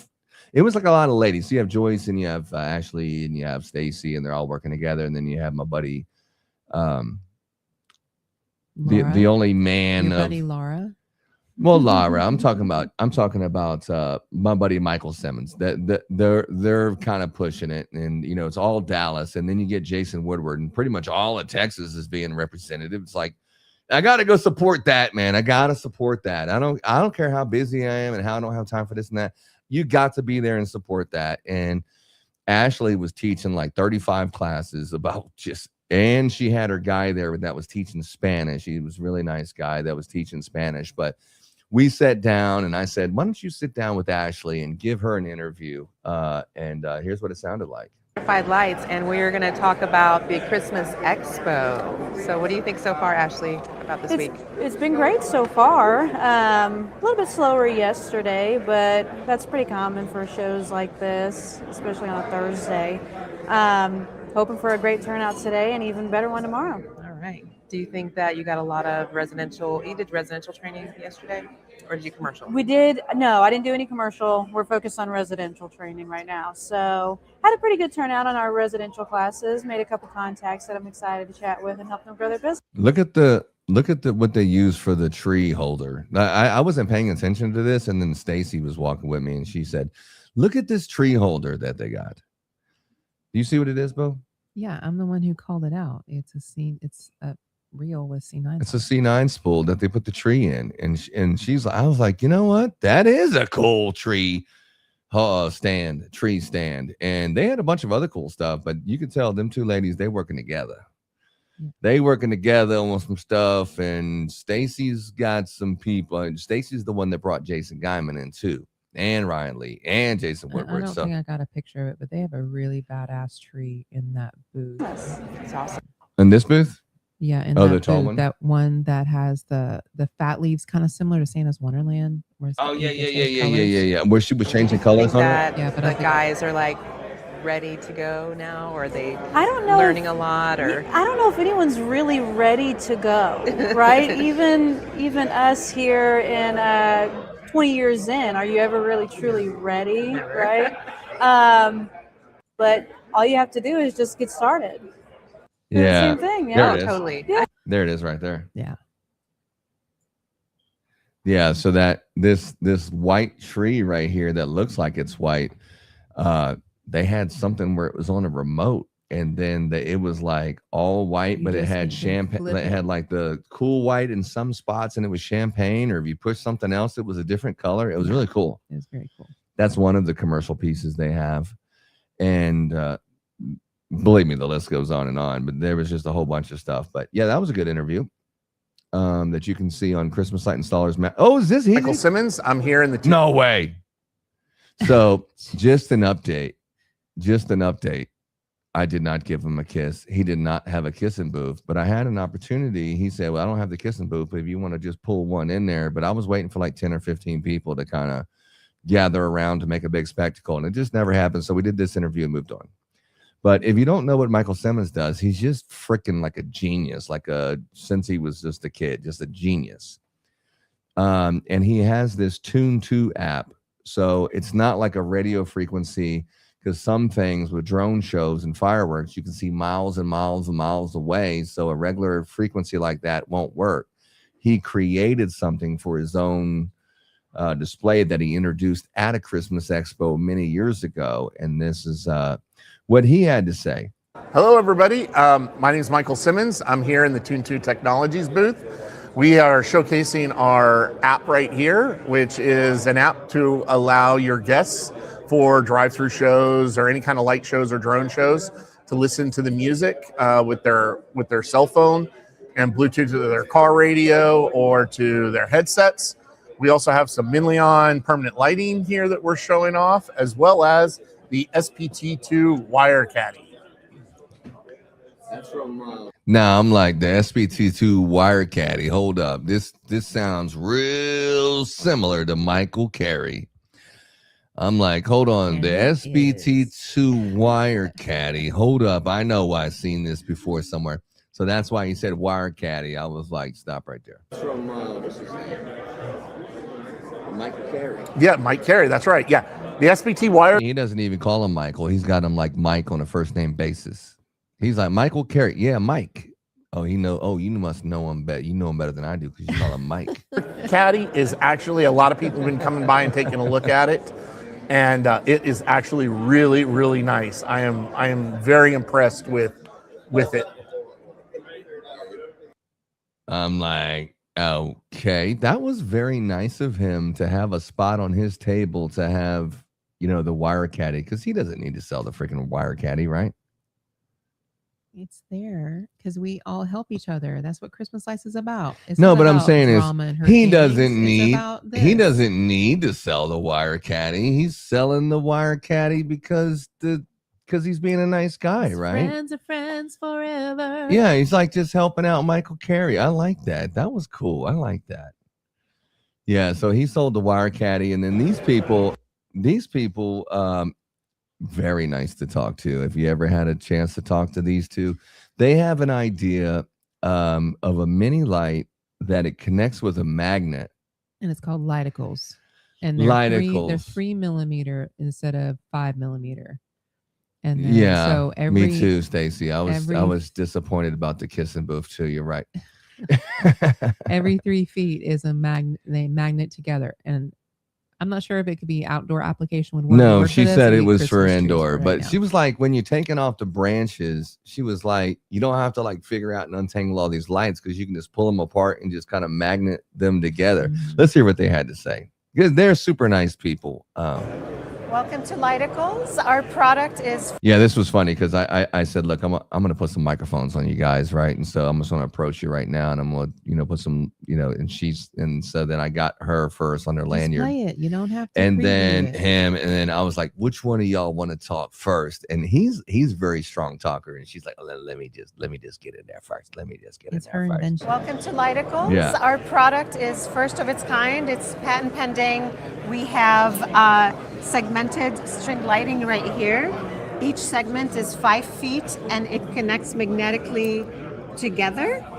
In each box you get 60 feet of string lights, but they're segmented like I said, which makes it so easy to put together, customize length, and reduce tangling since it's not 60 feet that you're struggling with. Yeah. Leon, there's so many uses for and here comes ShamWow. Let's do it. You've really, yeah, the ShamWow, dude. We must have laughed about that shit forever. The ShamWow. He just went with it. He just said, "Here goes ShamWow. Let's go." Yeah, I know, Jenny. It was awesome. Developed an amazing product here, something that's probably long overdue. But you came up with this because the kids were struggling with the Christmas lights every year. You segmented it, made it a lot easier to decorate, to customize the length of your strings. But it also has a lot of other uses for wreaths, for banisters up the stairway, for the fireplace mantle, for bookshelves, for the kids' rooms, for college dormitories. So you've done a great job. Yeah. You've done a great job. The best part is to take it down. You just grab all the strands and you pull it out either from the tree or from wherever. You don't have to just wrestle with string lights. Yeah, Lighticles.com. Lighticles.com. Now, I can definitely say that when she was first talking about the Lighticles, it was like, okay. But when she said when you're taking it down and you just pull the lights and they all come out, it was like, okay. Now you're talking my language. Now you're speaking my language. And then I was like, Yeah, that makes sense because you don't have to take up the whole strands around. You can just take it and pull the lights out and replace one piece or make it a little bit longer or not. When you're doing garland and stuff, you don't need a big long, 50 count or 100 count. You can just decorate it as you want. And they had like the little power box thing. That was cool. That was a cool product. This one was cool, except for one small thing is I put the microphone on them, but somehow the magnet didn't touch. And the light and the microphone actually never became blue and started recording. But here's a video of Stacy Kennedy, which is one of our favorite meetings there, besides Jason Woodward. Stacy Kennedy, and he's talking about canny systems. So no matter what distributor you buy, more than likely you're getting a product that's similar to canny systems, or it is a canny system product. He spent a lot of money making clips and stuff like that. And I'll just because I'm embarrassed that I never got the sound, I'm gonna go ahead and sound this off. He's talking about, these are the ridge clips. Everyone's seen these ridge clips? Canny made this particular one. He was a pioneer on this thing. Stacy Kennedy, he lives in the Dallas area, but he does these canny clips. But here's something that I didn't know. Like you can tell that, and I didn't want to point this out to him, but you can tell that I've been using the knockoff, because when he did this, I was like, holy shit, I didn't know it did that. Look at this. I didn't want to tell him that. I was like, well, let me leave this to myself. But yeah, I didn't know that. Let me see here. So he's showing this. This is a yardstake. Like you put it into the ground, and this, excuse me, is a yardstake. You put it into the ground, and this is the piece that comes out. But look at him bend it, and then it bends back. I was like, I didn't know it bends back like that. The canny does, not those knockoff ones. Those knockoff ones will snap right in half. He was like, yeah, so for those people who buy those knockoff ones, they don't do this. But when you buy a canny, it does it like this. And I was like, oh, I got the knockoff one. Yeah, oh, for real. Where's the one with the parapet? Did you take a video of that one? The parapet? Where he's got the plus clip or whatever, and then so look at all these different versions of clips. He's got clips and these different parapet clips that's over here on the left of the screen. He's got a hook. He's got the Fred clip. So I did like a 10-minute long. I did a 10-minute long presentation about the Fred clip, and this is the clip that him and Fred Zimmerman went 50-50 on. And you've seen Fred like hooking it to the bumper of his car, and then he hooked it to, like, I guess it goes onto a gutter downspout. But I did like a 5-minute sales pitch clip on how you can also clip it to your ear, and you can put it on your shoe. And I did like a whole bunch of uses for the Fred clip. And Guyman, I think he's going to play it today, so we'll see. But he's the one that took the video. I wish I had that. Anyway, you should have asked him to send it to you. I did, and he said he didn't have time or something. But anyway, well, he's on vacation.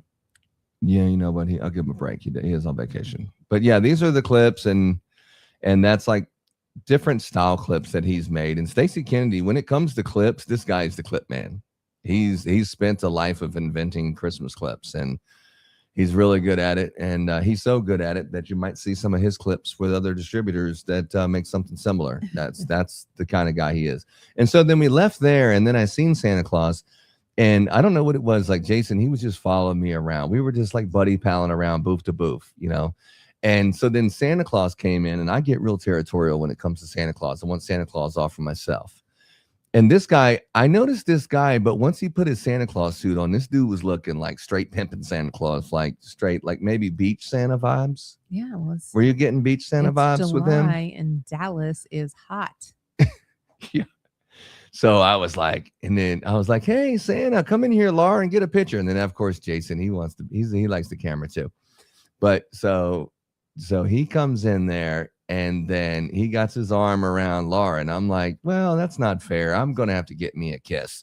So I said, Santa, come on over here and give me oh, I don't have that. Yeah, oh, we got a picture with him.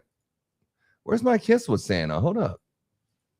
Oh, I didn't put that into this collection. Anyway, he was like blowing me a kiss, and you could see the lady who was standing beside us. I don't know if that was his wife or whatever, but she was like, hold up, they're not actually about to do it, are you? He gave me a kiss on the cheek. It was nice. I got a picture. I'll put it on Facebook later. But a super nice guy. This dude was like That's just a good sport. Super cool. Super great attitude. You can tell like these Brian Scott. Oh, Brian Scott was Santa. Yeah, this dude was like, this dude was good, dude. But yeah, he got a picture with him, and then what else? Where are we going? We got to move along here. Stacy Kennedy. If you don't know Canning Systems or Stacy Kennedy, this is a good dude. This is a good dude. Anyway, so finally, I don't know if Jason was like, oh shit, here comes Ron. Fuck. Because most likely. Yeah, no, I caught him like, hold on, let me move this guy. So I caught him because I've been calling him out all week. And I let me see here. Let's go.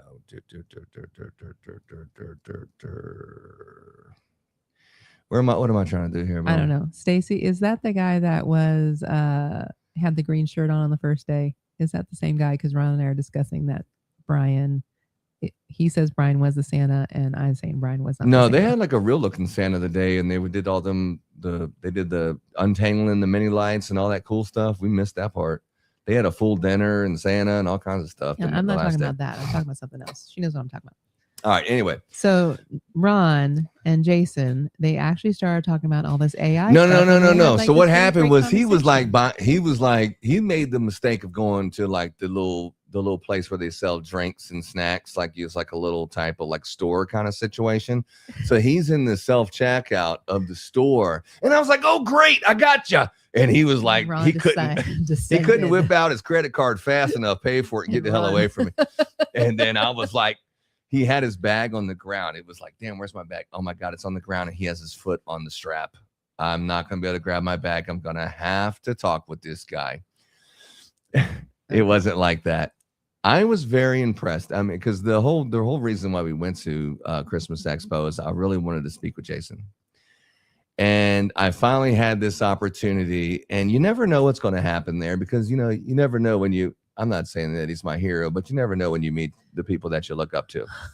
You know what I'm talking about? Like you might say, hey, man, I want to talk to you. And they may say something like, get the fuck away from me. I ain't got time for you. And then that right there would really crush you if that were to happen.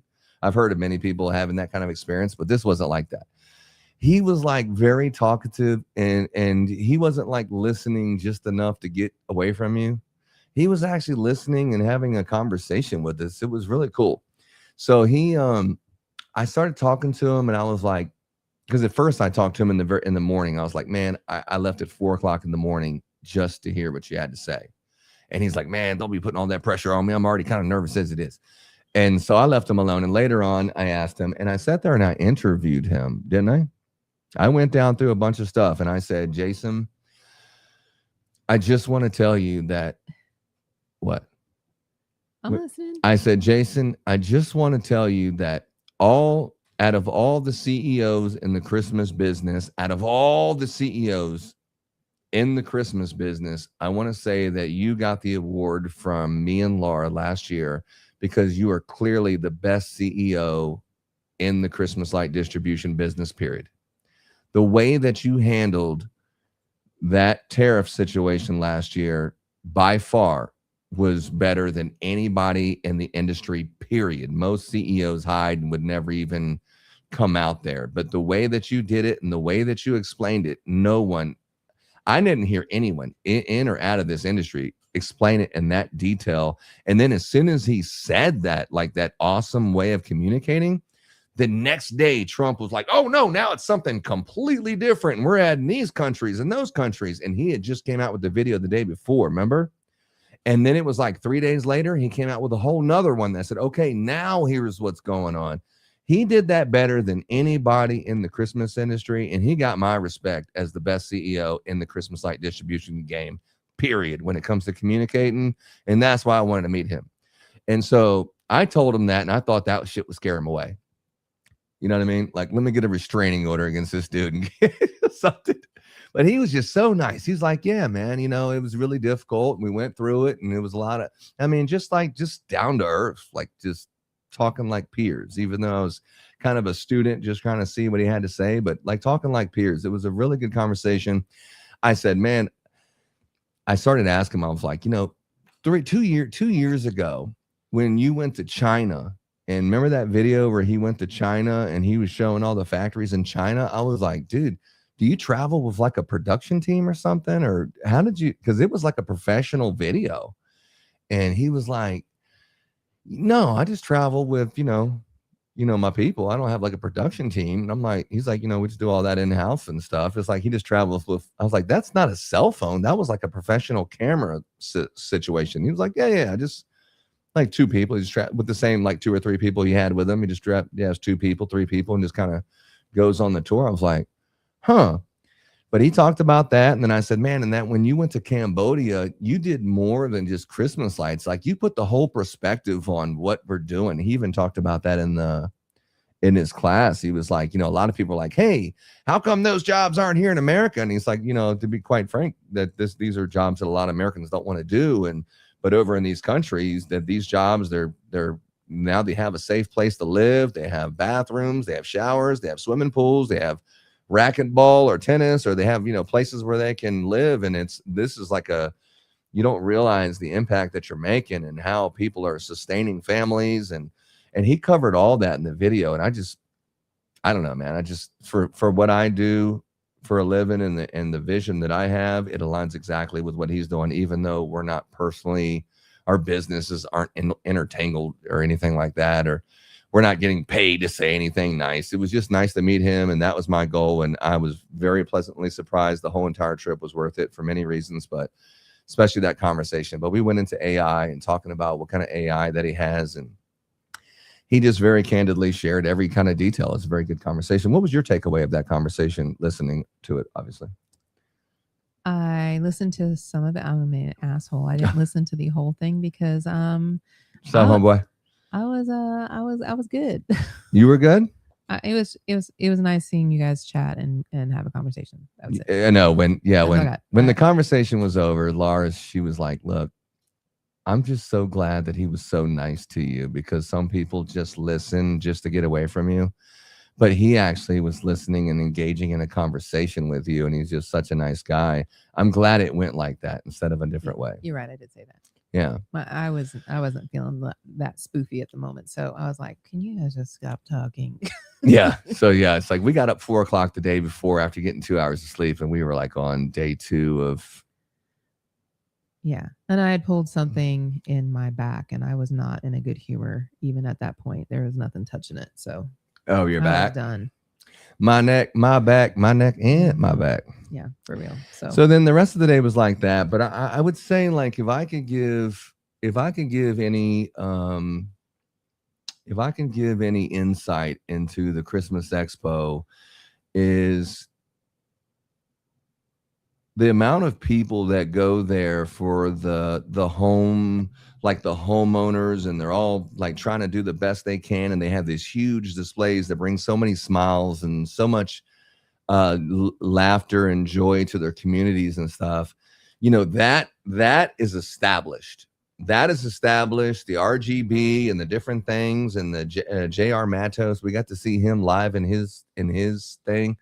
I shook his hand. I didn't get a picture with him this particular time, but he had an entourage of 4 or 5 people following him around, and you can tell that was his space, and those were his people, and that community. It was a very good, tight knit kind of community. But the Christmas light installation, you can tell that is a new expansion into the Christmas Expo, and I would say there was, I don't know, less than 100 contractors there throughout the couple days. But the way the classes were set up, it was like you didn't know where to go, because there was so many classes where, like, for example, at one time you have Stacy Jordan in one room, who's like the best person at commercial Christmas lights, period. Then you got Jason Woodward at the same time as speaking. Then you have Jason Guyman that's in another room. And then, we're in one room, and then you have something else that you really would want to attend, and they're all happening at the same time. Like if there was 1,000 contractors, this is the line. And then Ryan Lee, I mean, he's not a Christmas guy, but you could listen to the guy talk all day.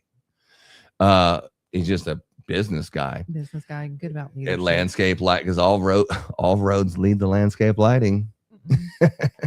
But I just think, like, when you have those, like, I just think that the fewer classes with more people and something like that, because you have your guy like Damon Hawkins. Damon Hawkins probably needs about 5 minutes 10 minutes just to show something in front of a group of people, but you have the group. So it's a small group right now, and it's like divided in between these great speakers. I just think maybe if it was just 2 rooms, and then, one room has to get set up like a rock and roll concert. Like you have 2 rooms and you have great stuff going on here. And then it's kind of volleying back and forth or something, because you have your overhead and set up and stuff like that. I think that would be a better setup for Christmas Expo. But to say that Christmas Expo is heading in the direction of Christmas light installers is a good thing.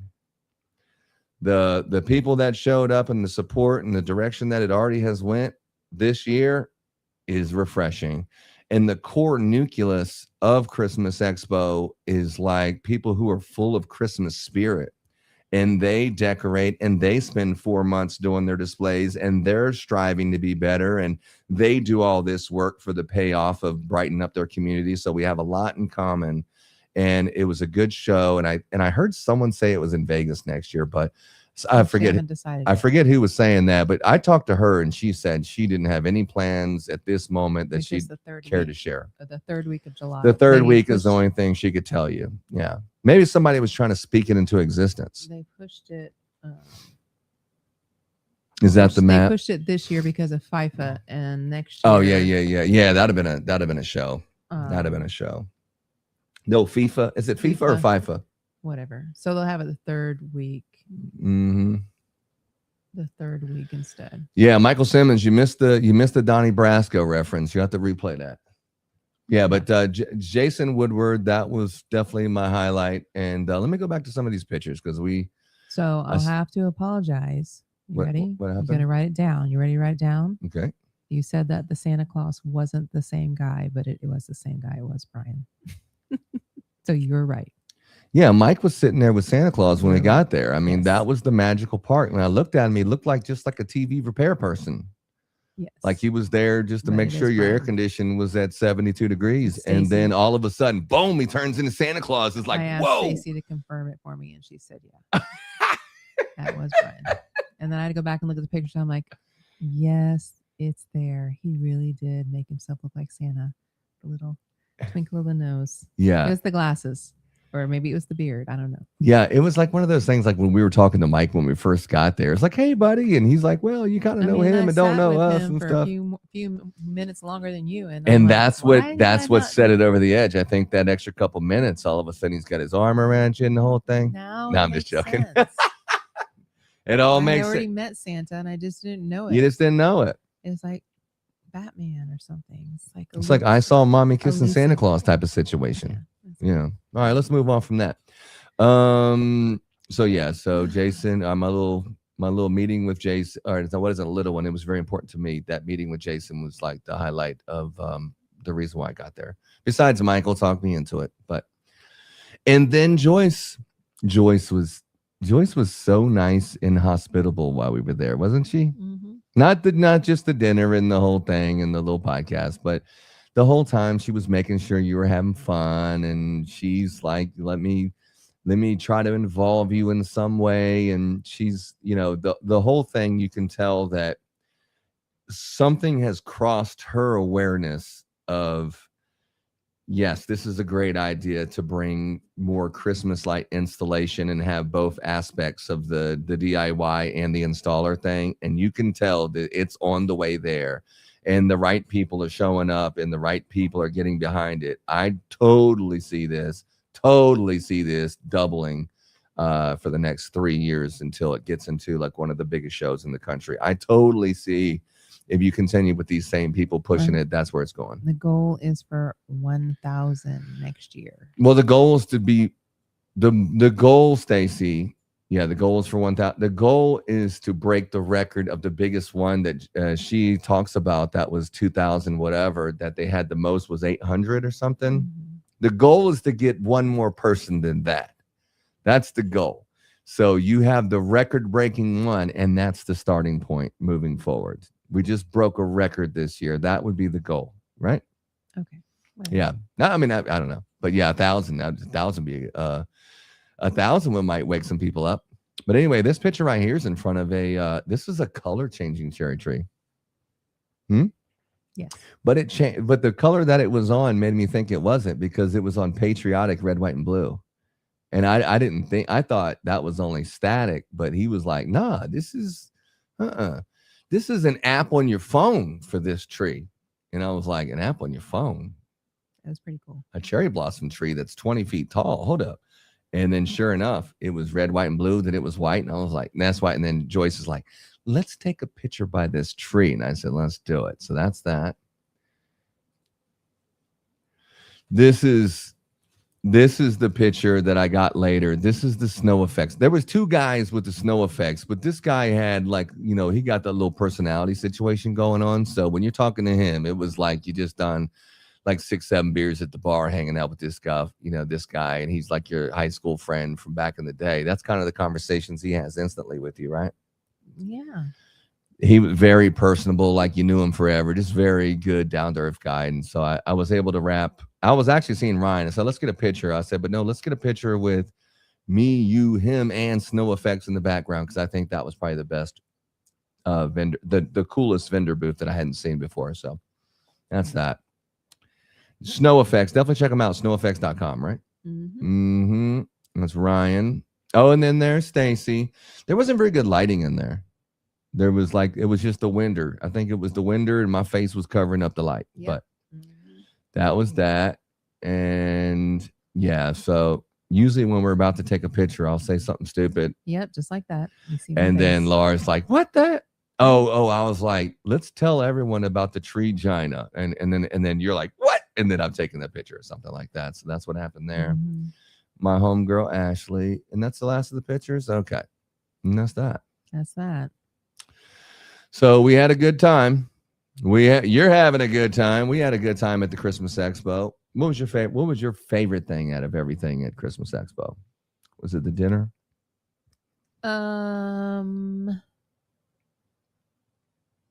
No, I mean, I liked the dinner. The dinner was fun. Hanging out with Josie was really fun. Mm-hmm.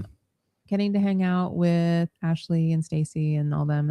I enjoyed that. I enjoyed talking to them, our usual people, and meeting a couple new people. Yeah, I would say that. Yeah, it's good because we kind of said we're not going to any more trade shows ever again. And look at us now. And we turned down every single one. As a matter of fact, Stacy asked me in February, and I said, nah, we can't do any trade shows. I just got my mind made up. And then somehow we went there. So freaking stubborn. You and your mouth. But yeah, so we went, and it was the right thing to do to support them. And I highly recommend and suggest that the next time you have an opportunity to support the Christmas Expo, that you take advantage of that opportunity, because you never know who you're going to meet. And when you have those people, like I said in the beginning, that do those, takes me 4 months to set up this display. When you have those customers, those people who do that, and you're like, I wonder what it's like to meet them, and then I wonder what it's like to have a room full of people like that. I mean, these people have dedicated time, talent, and treasure to bring in smiles to the community. It's awesome to be in that room, and all the people and their hearts and the way that they are. That is the core nucleus of the group, and that's a great starting point for installers to come in there, because the people are literally doing the same thing you're doing. But here's let's cut to a few of these clips before we jump off. This is wait.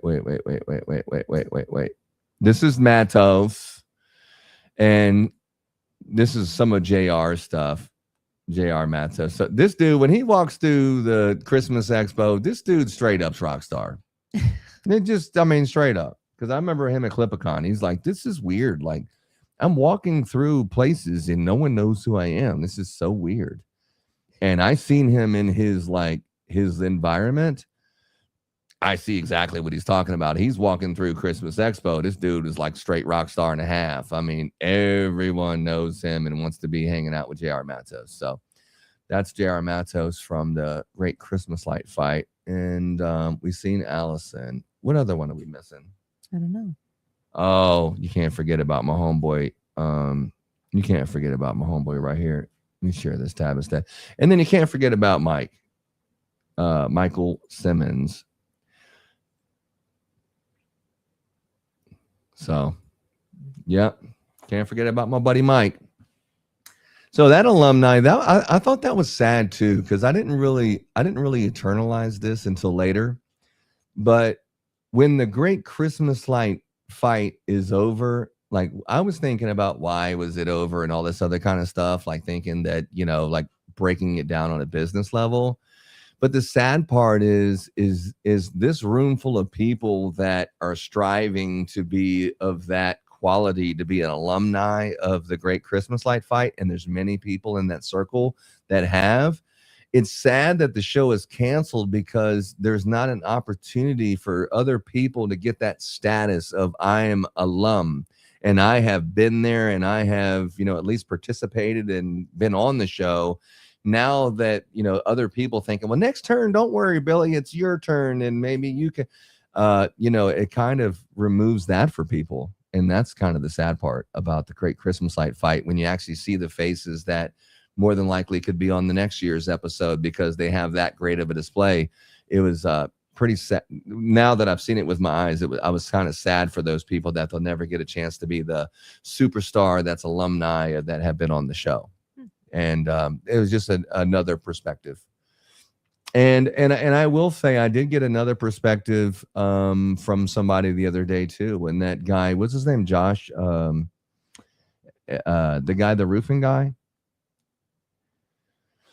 the guy that I was telling you last week that he wants to start a new business, but he works at a roofing company. Oh yeah. Hackert or something. Yeah, Josh told me. Josh goes, "Hey, I heard what you said on the podcast last week." Well, I think everybody who has Facebook heard what you said on that podcast last week about me and the roofing business. And I just want to tell you that I feel like I'm the type of person that if someone pours into me, like if someone takes the time and teaches me and pours into me, I feel an obligation to produce and to connect with them so they get a return on their investment. I just don't have people pour into me and then I just, oh, thanks for all that, free information and all this other stuff, and I'm just going to take off and do something else. I'm not that type of guy, and I wasn't raised that way. So my boss has spent all this money and all this training and all this stuff and believes in me and supports me and has helped me out. I feel like I need to stick it out, and we need to work together since he believes in me, and we need to. And he was saying that and some more stuff, and it really just kind of stepped me back a little bit. Like Good. It kind of stepped me back a little bit, and I was like, I'm glad to hear that. Good for you, what Josh. What are you glad? Oh, Josh. Good for you. When he said right, that, buddy. I was You're like, right. You know what? That is a good damn point. Mm-hmm. I need you to come over here in September and talk to all my peoples because they all need to hear that. Because you're right. There's not enough of that. There's not enough of that. You're right. You're absolutely right about that. So you know what? There's more than one perspective. And that was a learning experience, to say the least. But, life is full of those. Yes, it is. And speaking of learning experiences, can we talk about the Christmas Light Installers Mastermind? Sounds like we're going to talk about that. Can we talk about the Christmas Light Installers Mastermind real quick? Again? We talked about it already. We ain't talked about this. Oh, with something else? Oh, this is good stuff. Okay. All right. This is the good stuff. Not the Tony Romo getting arrested. Let's get rid of that. All right. So we got share this tab instead. Oh yeah, baby. Here we go. Everybody. Okay, so if you're looking at these prices, 48 cents a bulb and all that kind of stuff, you have like a week and a half to take advantage of that stuff. A week and a half. It's only 3 more days of July. I already said that we're extending it until we get back from August, because August 17th, when we get back from the Bahamas. No, I've already made a public announcement to one person. But anyway, you have not discussed that with your partner.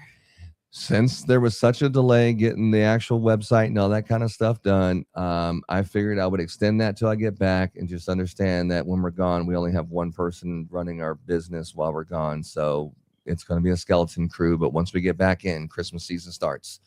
But you can take advantage of these prices for 1.5 more weeks. Just know that some of these products are going to be here in a month. But you can make your purchases, and we will have the website ready before we leave. So all that stuff I've been working on for 4 months will be there.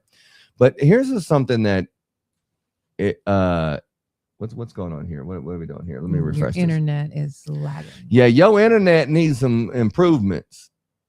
Oh, I like Matt Staten. He's giving away like leads every single day. All right, that's this. It's not even playing. Look, it's not even playing. Okay, this one right here. So my buddy David Merle. Can you make this bigger, or is we stuck here? Can you click on the post itself? You should make it. There you go. Oh, okay. Here we go. So, do you feel like you're cheating your customer by charging them by the foot and installing 15-inch spacing? Like this is my buddy David, and God bless him. He's from Arkansas. So the whole 15, 12 inch and what it's a foot is and all that. He saw that he was number 3 on the engagement of the whatever the engagements of the group. Don't you stick up for him. You just put a little fire under his ass, and he's got to come with the most controversial. Here we go with this crap. I mean, for crying out loud, does your wife complain about 3 less inches? I mean, come on.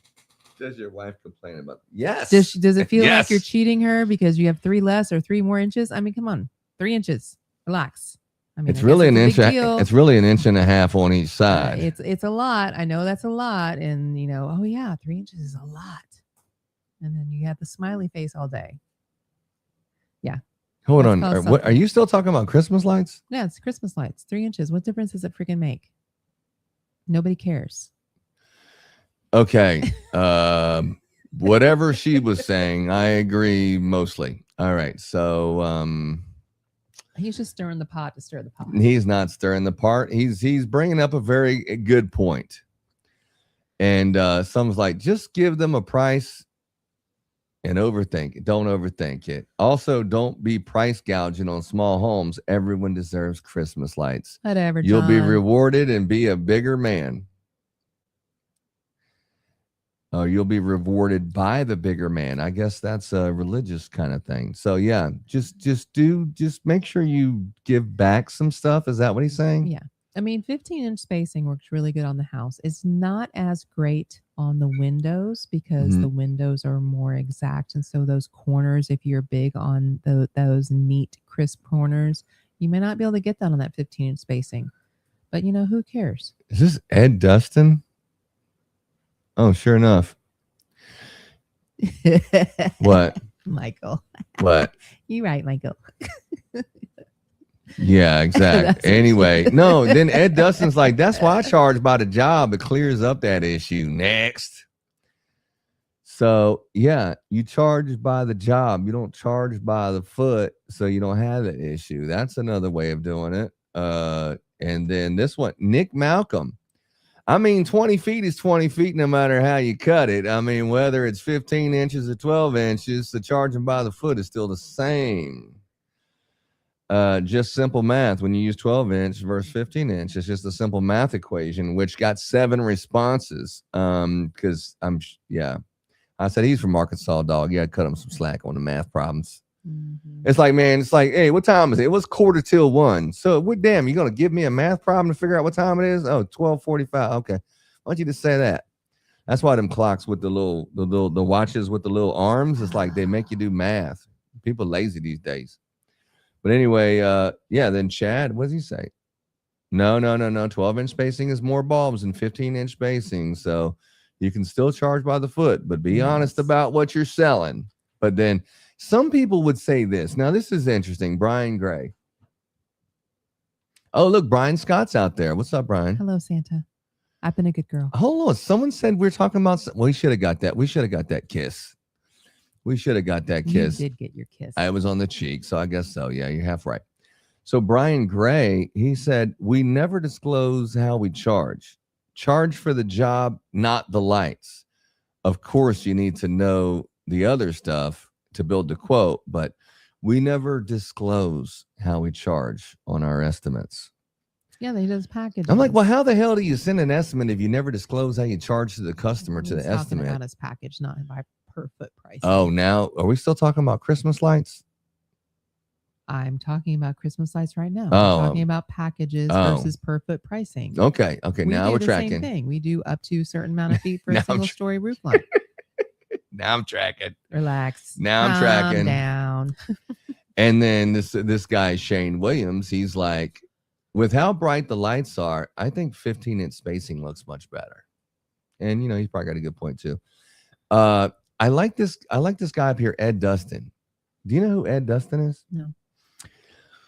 When I lived in Virginia, and I didn't do Christmas lights in Virginia. I didn't do Christmas lights. So I moved to Dallas, and I tried to do it one year in Virginia and in Dallas at the same time, and it was a failure, to believe it or not. I mean, it was just very difficult to do it in two locations and fly back and forth. Roby was not. It's from a lot of reasons, my inexperience and maturity and a bunch of other reasons, but it just didn't work. It worked. I did 120 houses in Virginia and did 250 in Dallas, but I could have did 350 in Dallas. I didn't have to go anywhere, as especially at the how I was doing it back then. But anyway, what? Yeah. Anyway, moving on. Anyway, remember I was talking about Uncle Bill and all that, cousin Bill?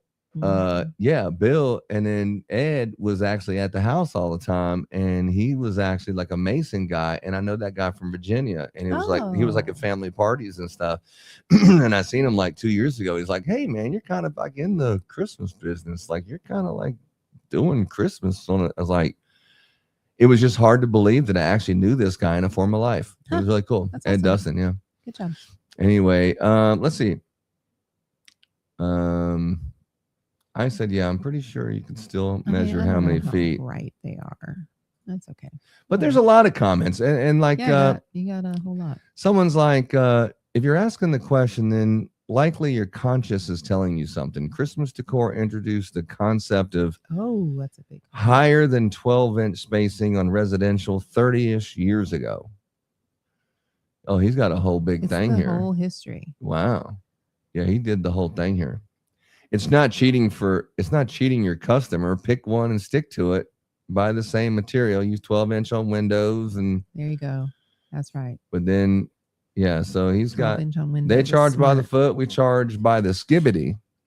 Whatever. So you just need to say we don't charge by the foot, we charge by the skibbity. So that's another way of doing it, I guess. Yeah. And then Scott McQuaid, he is a very, like Scott McQuaid, if you don't know who he is, he has a huge business, right? He actually said he wanted to come on the podcast like this week or next week or something. But check this out. This is, when I read this, I was like, what? He said, why is it cheating? Why don't disclose footages anymore? Or we don't disclose footages anymore. For that matter, we don't tell a client we are going to use the tree wrap. We charge per item, period. So he charges by the tree. My team's job is to make it look great. I'm selling vision and quality, not quantity. And when he said that, I had to say something there. I had to say something like, so how do you do it? I was always amazed of larger companies, how they do it. You just price the tree, and then there's not really a specific amount of strands or a height that is agreed upon, or what? Help me understand that method of pricing. And then this was even more surprising. He said, we specifically do the canopy, and we typically run a little higher than that. Most of our trees average between 15 to 22 strands. As you grow, you have to figure out how much to make it faster, simply easier for the sales team to grow. That's a large tree, that's a medium tree, and that's a small tree. They don't need a sales team getting caught up in number of strands. My install team has to make it look good. And then, yeah, I don't know. What do you think about that? That's that when he said that, that one was like, everybody has that's their crazy. thing. They do their thing. They have their thing. Whatever works for you, freaking do it. Is it cheating? No, it's not cheating. Just put a price out there, and that's it. You don't have to say by the foot. You do your packages or whatever. You're making a big to do about whatever. Just a stir in the pot thing. That's all this is. No, I thought that post was very engaging, and the things that people say, It was engaging, because that's definitely is one of the like questions. just kind of takes you back. Like, Same with, yeah, we love you too, Michael. We love you too, No. buddy. Yeah, it was just interesting. If you can measure it, you can manage it. You measure it, you can manage it. If you can measure it, you can manage it. If you can't measure it, how the hell can you manage it? Am I right? I mean, I could see that. If we put 25 to 30 strands, we put 25 or say we put 35 strands on the tree. I mean, we do it too. We say up to 16 strands. Excuse me. We don't say a large tree costs $600 and it could be in between 20 and 30 strands. Because if you do 100 properties and do 10 strands on there each, and each strand costs $10, that's $10,000 difference just in the materials. But we do that too. We say up to 16 strands. If that tree looks good with 10 strands on it, then we leave it there. He does it. He does it strands, large tree, medium tree, and small tree because it's hard to teach a salesperson doing it by the strand. So he just says small tree that he usually does up to the canopy and just makes it look good. Small tree costs this, medium tree costs that, large tree costs that. He doesn't do it by the strand because it's easier for the sales team, and his job is just to make it look good, and that works. I think I think the part that I always look at is when we started off broke. Like you see these young kids that are starting off with a $300 budget. They got $350 in their bank account and they spent $200 listening to you speak. And they got $150. Like buying company trucks and getting them wrapped and stuff and all that, it's not going to work for them. And like any mistake of you got 10 customers, you don't have like 100 customers to overcome mistakes. Like you have I lost on this one. I messed up and paid to do that one, but this one was a lot better. So all in all, my bank account's increasing. It's all working. True, there's areas of improvement, but it's all working. But when you only got 3 jobs and one of them is one you said this and the customer makes you buy stuff you don't have to the point you paid to do that job, that could be the difference between you'll never even see the part of what you eventually could become in this industry because of a failed process. And that is a good, like right now, I could do the same process that Scott McQuaid does because we got the money and the materials to offset those, especially if you're leasing them because you're getting them back anyway. But if you're selling it to the customer, ooh, that would hurt. Putting an additional, because we've done that too. We've put on accident, the guys put 30 strands extra on a house and you're just like, dude. It looks better. It looks better. So I had to put extra lights on. Yeah. Hey, boss, no, I put all these lights on here because it looks better. I'm like, yeah, dog, but 30, that's a whole nother $300 I'm not of paying lights. you for those extra lights because they didn't pay me for those extra lights. But And yeah, now I it got to looks pay better. someone to take them down too. looks It's like the better. whole thing. It's like, but it happens. And when It it does happens, what you do is say, that hurt. And I don't want to make that mistake again. So we're going to put it into our process that if you're doing a 17 strand tree or whatever, you take 17 strands and put them at the base of the tree and leave the other ones away from it. That way, when you get to 17, you need to ask permission to get more so I can communicate with the customer and make sure it's okay with them. You develop these processes so you don't have to worry about those things.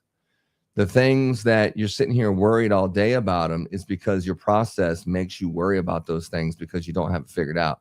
Once you figure out how to avoid worrying about all these things, your life is so much better. And then you grow and you worry about other stuff like scaling issues, issues in scaling to higher numbers. But yeah, the different ways that people do business,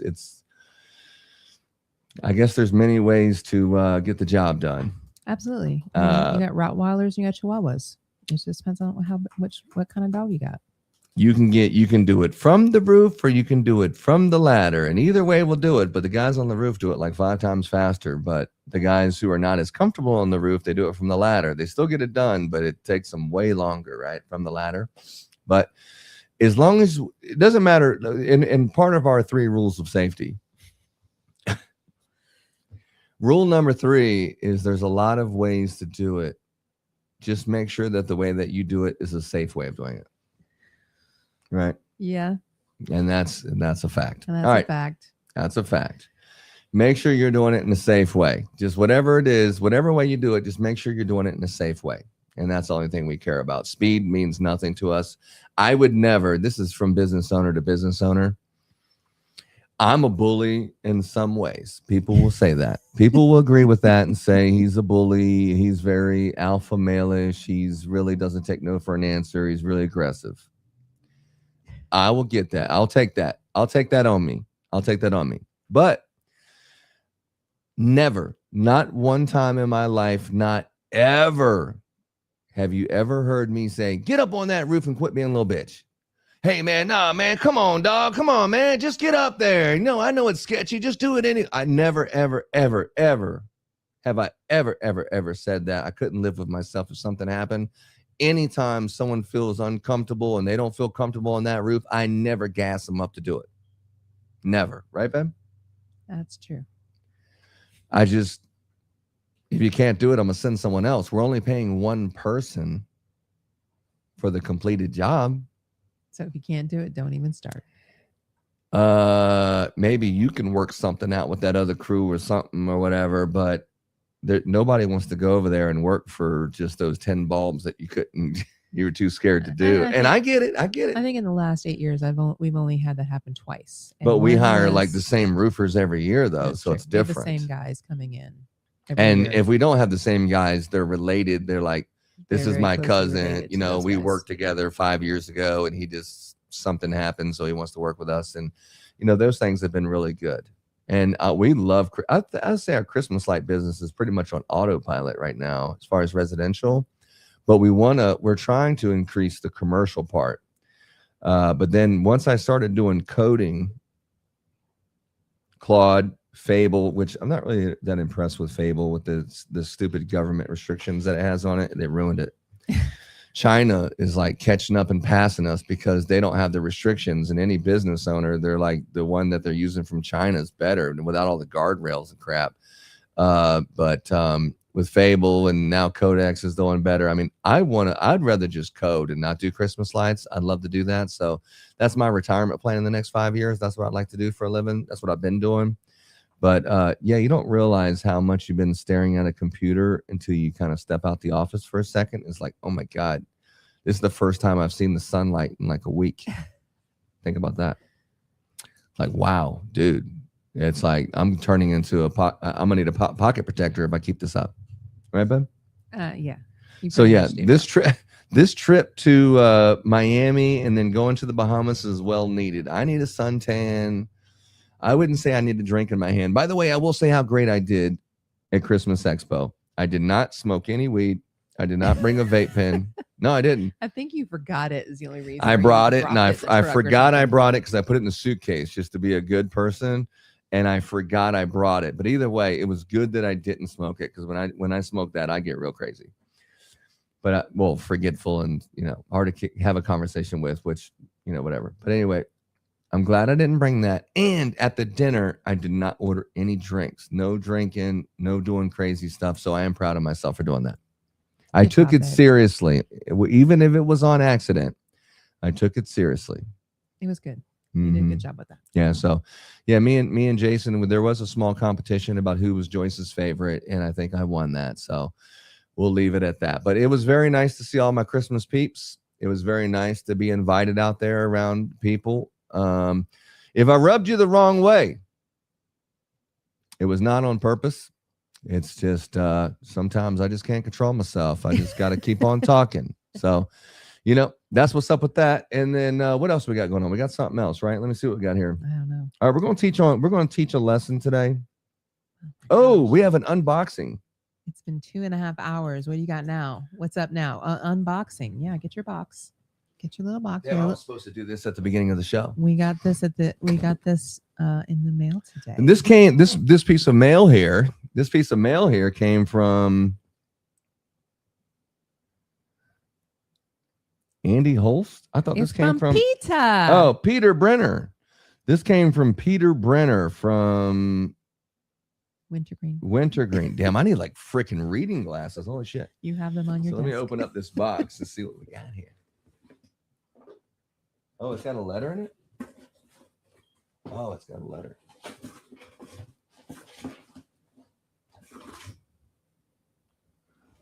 Thank you for supporting our business.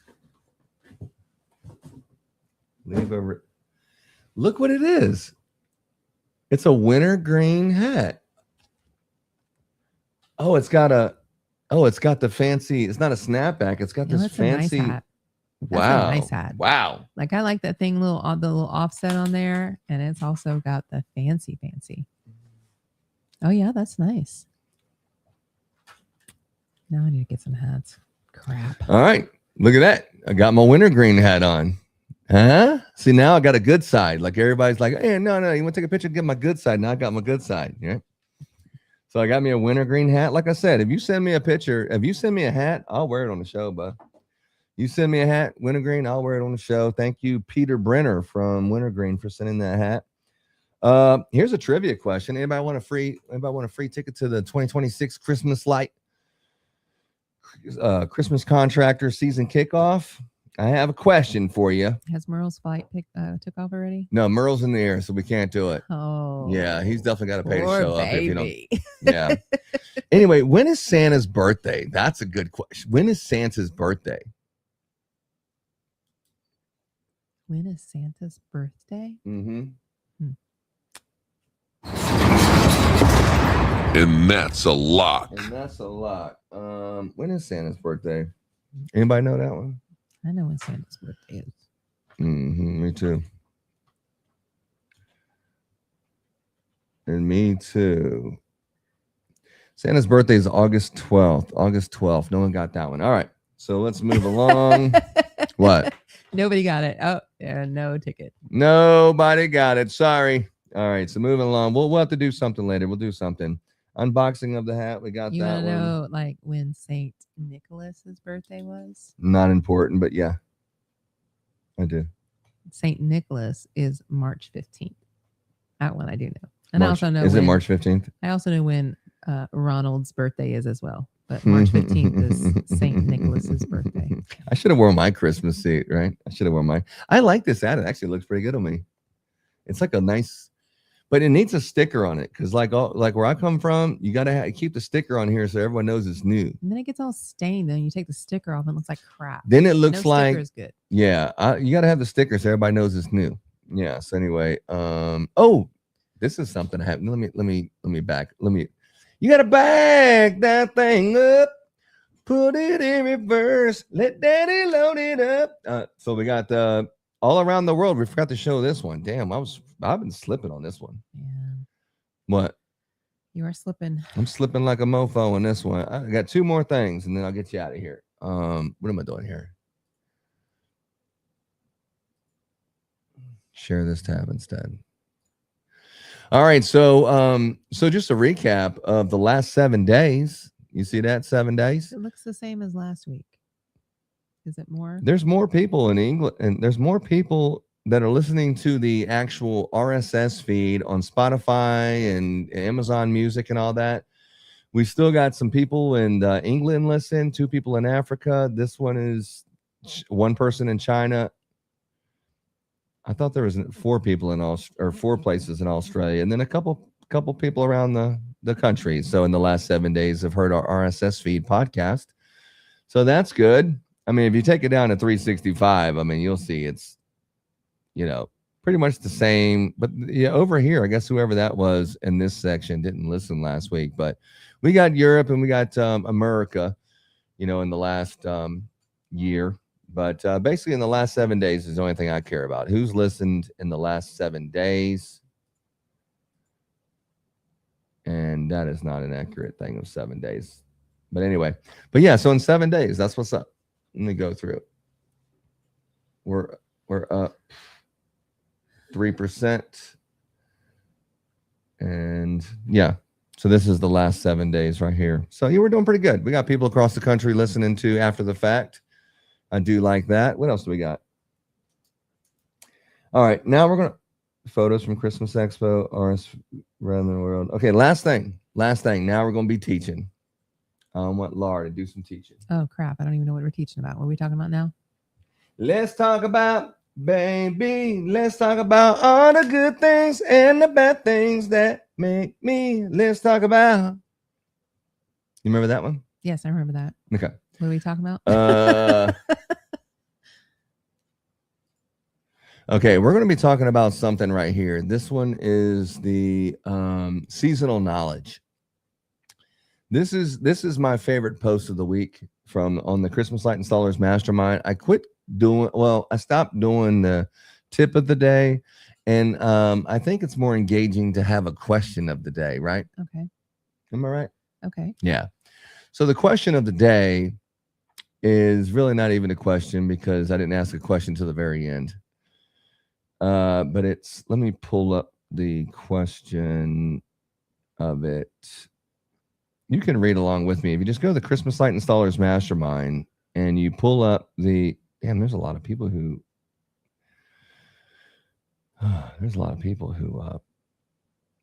do you have that? Can you pull up that post? I'm looking for it. I didn't know I had a. It's way in there. Oh, by the way, you see how you can decorate the White House? It's that time of year. Yeah, last year we said it. A lot of our friends tried it, but they didn't. There was no dice. Yeah, we don't really have time for all Yeah, that. the White House you could decorate for free, and then here's this homegirl right here actually did it, and this shows you. This was showing you pictures of her experience of the decorators, and they all went in there. Fun. This was, I think, some of these pictures because she was doing it. It looks like Joe Biden was in the office when she was doing it, so I'm not sure. That tree alley thing. That's definitely Melania. Is it? Well, no. So The pictures of this thing? personal lady who shared pictures on Facebook. She was sharing these pictures. See, like this is. I don't know if this is a current picture just because I've seen this one, but apparently she's been into the game a couple years. She's been there a few times. This lady reapplied a few times. Yeah. This ain't her first rodeo, if you know what I'm saying. But yeah, so I did post her pictures of kind of what the idea of what they're doing. It looks like an interior decorating thing. Speaking of which, one of the things at Christmas Expo is they had that gallon of milk on top of a Christmas tree. And they had that Christmas tree thing that you can put something heavy on top of it. That was kind of cool. Yeah. We talked with them people and we said, I'm coming back tomorrow with the microphones and the camera. And then they weren't there. And then she says, okay. And then they were there. And then as soon as they seen me coming around the corner, they said, oh shit. And they took off. No, I'm just joking. That didn't happen. Anyway, so yeah, this is kind of the stuff that decorating the White House. That's the kind of stuff that you would be looking forward to. I found your post. It is very long. Like your seasonal lessons of the day or whatever. It's huge. And like you really. What the hell is that? This is from like. Keep going down. It's past Josh. Is this because of David Merle's doing this? Yeah. He's making comments on every single post from back in the day. So why? Because he was on number 3. I told you that in the beginning. Yeah, I know. I just wanted to hear you say it again. Keep going. This chick right here. She's got a badass just a little video. Bit further, and then there right it is. Here.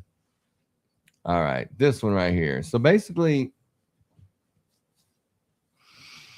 it's a story of Ron Callan. I mean, this guy that worked with us. You know what I'm talking about?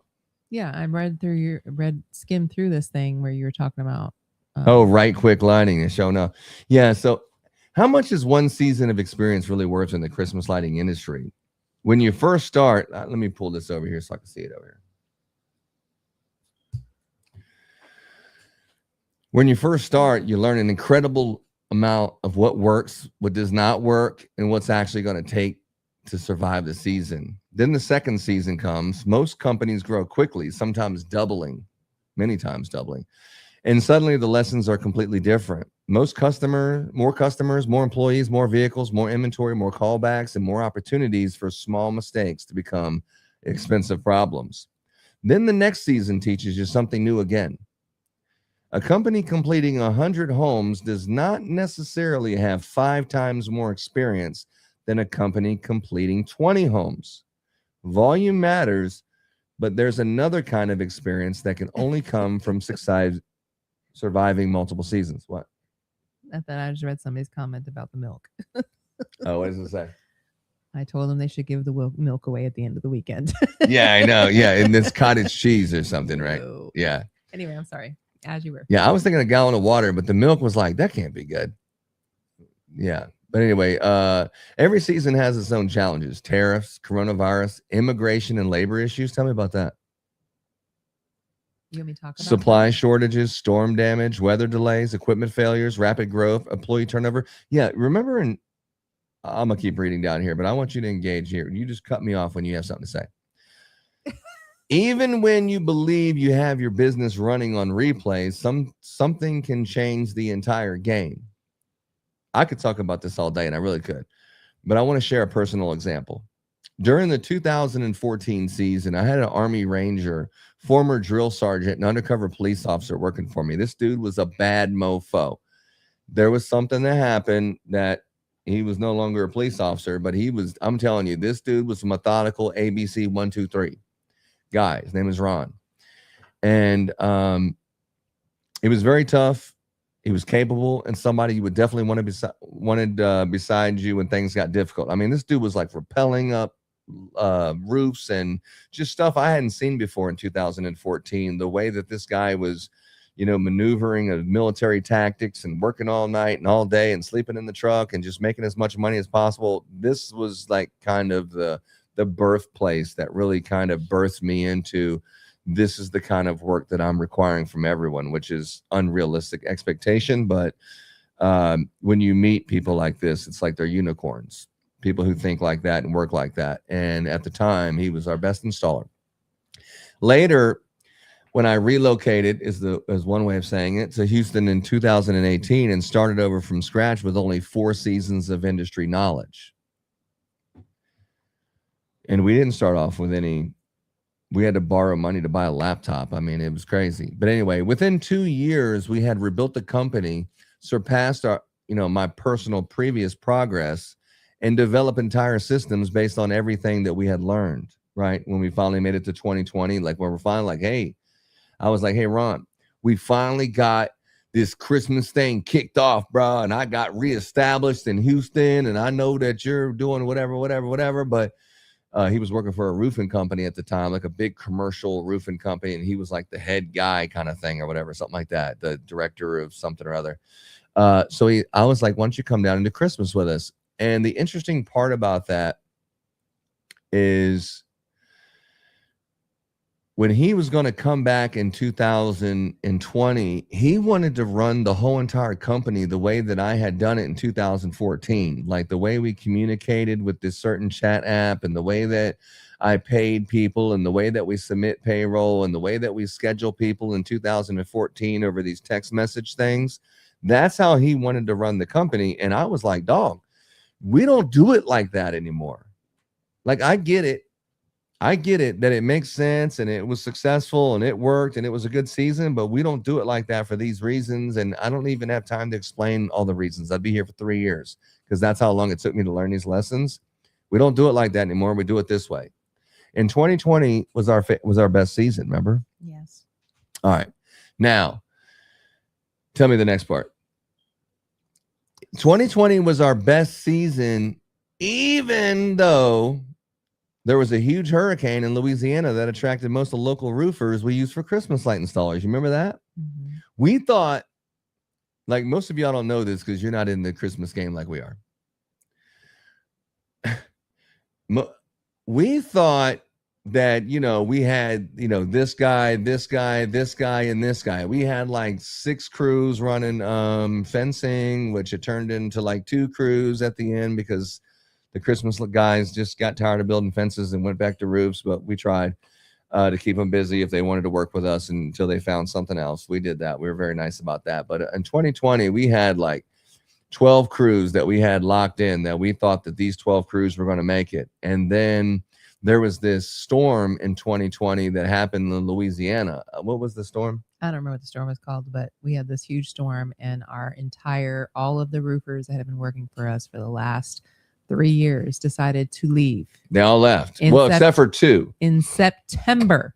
Wilmer stayed, and I think Ron. Juan stayed. Juan was like, no, Wilmer they and want me to Juan. go there and do the blue tarps. But he didn't want to be away from his family because his wife was pregnant. His wife was pregnant, And so was the other one's wife.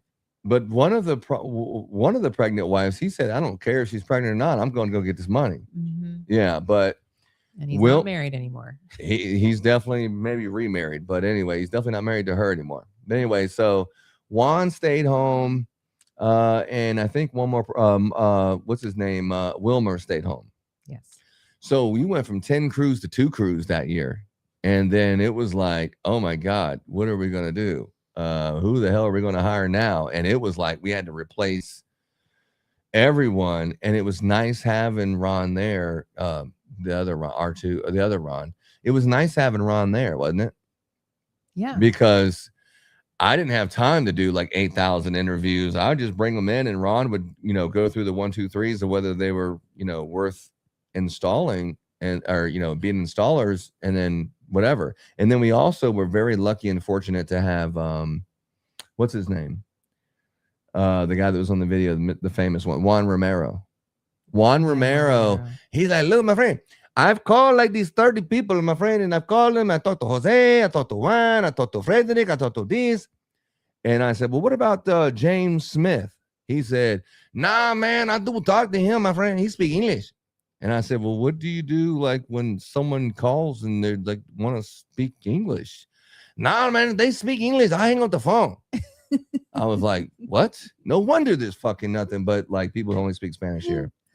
I was like, are you serious? Yeah, man, I don't feel comfortable talking to English to people. So they speak English. I just hang up with the phone.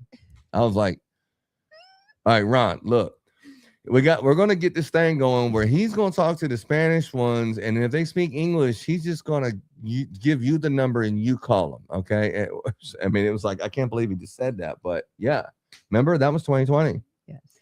And we had the most, we didn't make the most money that year, but we did the most properties that year. We did 643 commercial and residential combined properties. About maybe 15% was commercial.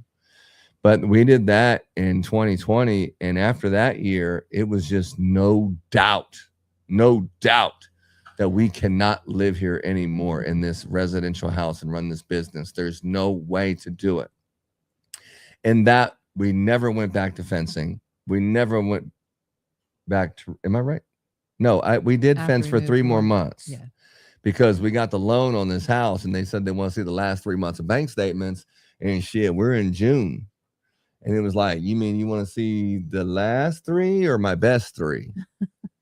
No, your last 3. So we had to pull the old 1-2 buckle my shoe combination. You had to keep going. Just Me and T-Rex must have built 100 fences, and we had to do what we had to do to make it look like we were still making Christmas money in the summertime. And we did it. And as soon as we signed that paper, I ain't worked another day in my life on that.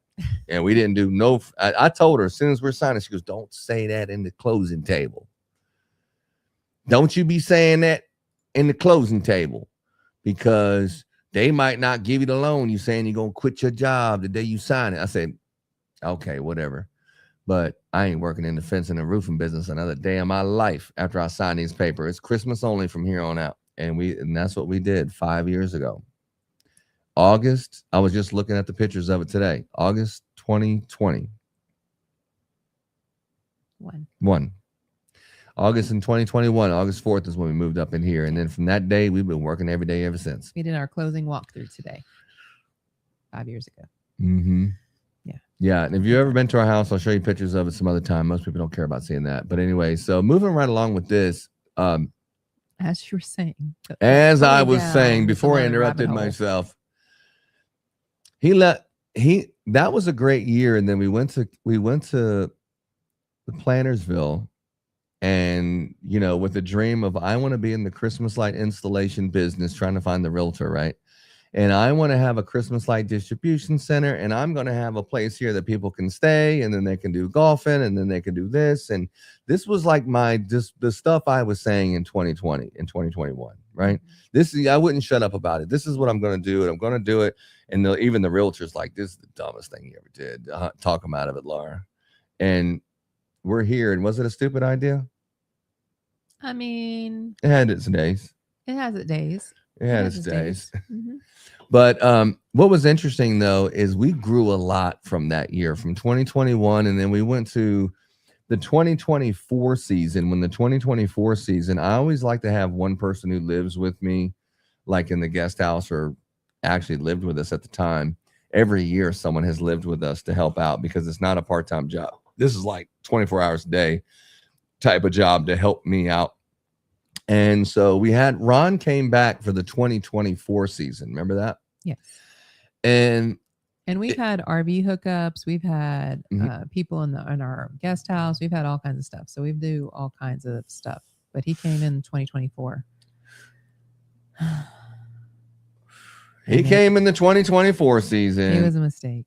And it didn't go well. He was trying to run it like the 2020 season. He's like 2020. He's like, nah, the way we do it is we do it this way and we do this and here's how we do it. I was like, dog, we don't live in Katy no more. We don't operate out of a residential house anymore. I have a house. I got an office. I got a distribution warehouse that we had built that year. He was there for the foundation pour of it. And I said, now we communicate in a different way. I don't need you to schedule the cruise. I do it all from my warehouse.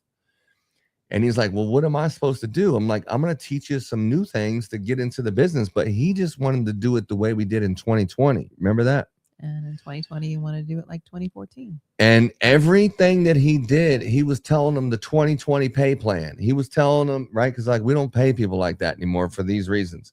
But he was trying to tell them the 2020 pay plan. He was trying to tell them the way that we install it, the way that we communicate with pictures. He was just telling them 2020 stuff and trying to saying, how do you do it this year? Let me learn that and teach it that way. It was like he just didn't want to learn the new way of doing it or the way that we do it since we've grown so much in the last 4 years. He was taking us back into, if I would have just caved in and listened to him, which I never will, I would never let someone regress me like that. But if I would have caved in and just decided to do it his way, what would that would have been for us? We would have went backwards, right? Yeah. We would have went backwards 3 years. It's like seasonal knowledge. That's the point. Seasonal knowledge, the things that you learn in a season, and you say if you have 10 installation crews. At the end of the season, you know which ones were doing what and who had to go back because there was callbacks and stuff like that, right? You know the ones that were like, oh my God, this guy's been doing a crappy job. I didn't find out until it rained, and then now he's done that on 20 jobs. I got to go back and check. You know, that happens. That happens. But what are you doing? I'm listening to you talk your game. Let's go. Yeah, but the thing about it is you got to be really careful about your process, because if you don't have a good process, you spend your day worrying about stuff that you shouldn't have to, because it's your process. And he only made it that year for about like 2 months, month and a half or something, and just military veterans. He's a good military veteran guy, and some of my friends, they just spun out on the high pressure, and it's a high pressure. He said that the reason why he loves Christmas lights, because it reminds him of being deployed in the military. Because when you're on deployment, you got to go to wherever you got to go, and you got a mission to do, and you can't go home until that mission's done. So you work as hard as you can to get that mission done so you can return home to your family.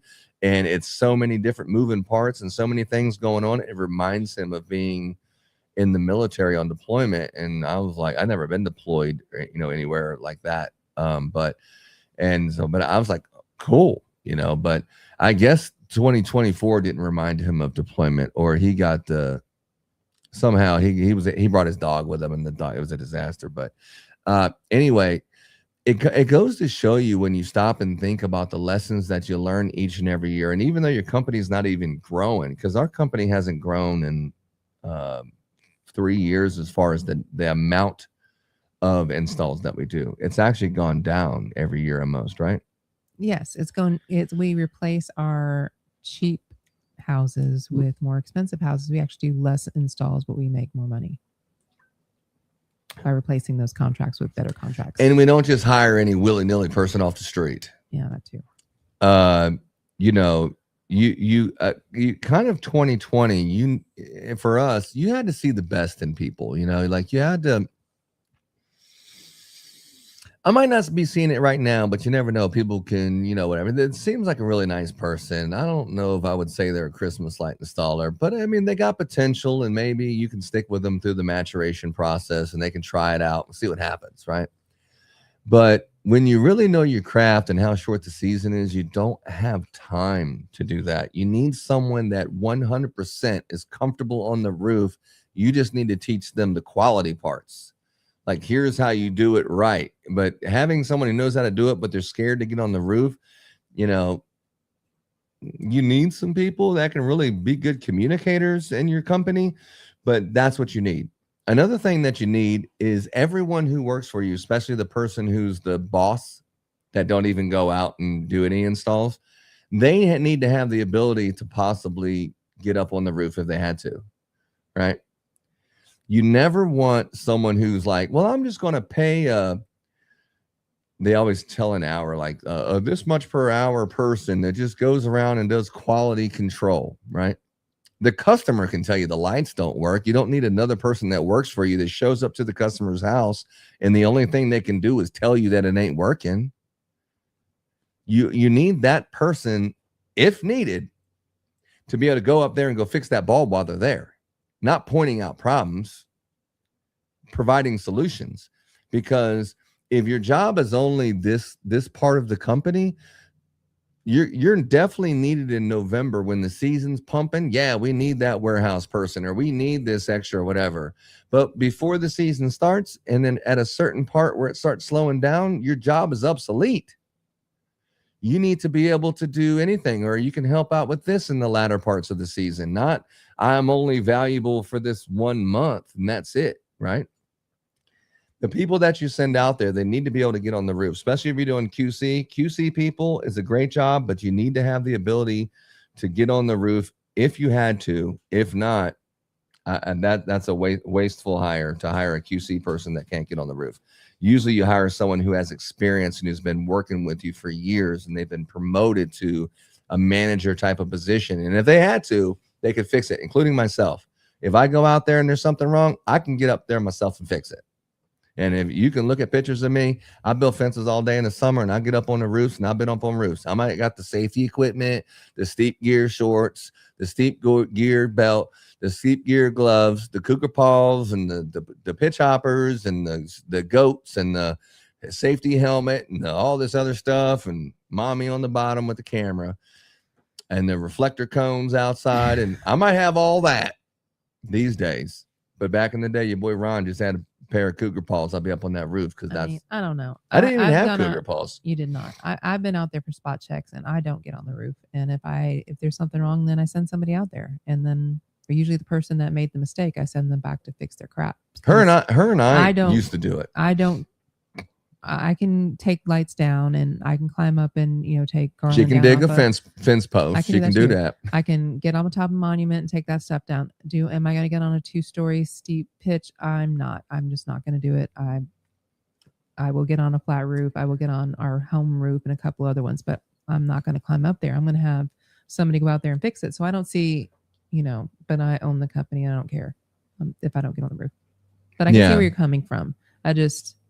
Maybe I don't exactly agree with the customer you're saying. Doesn't get on the roof. The customer could. The customer doesn't get on the roof. That's why they call you. That's why they pay you.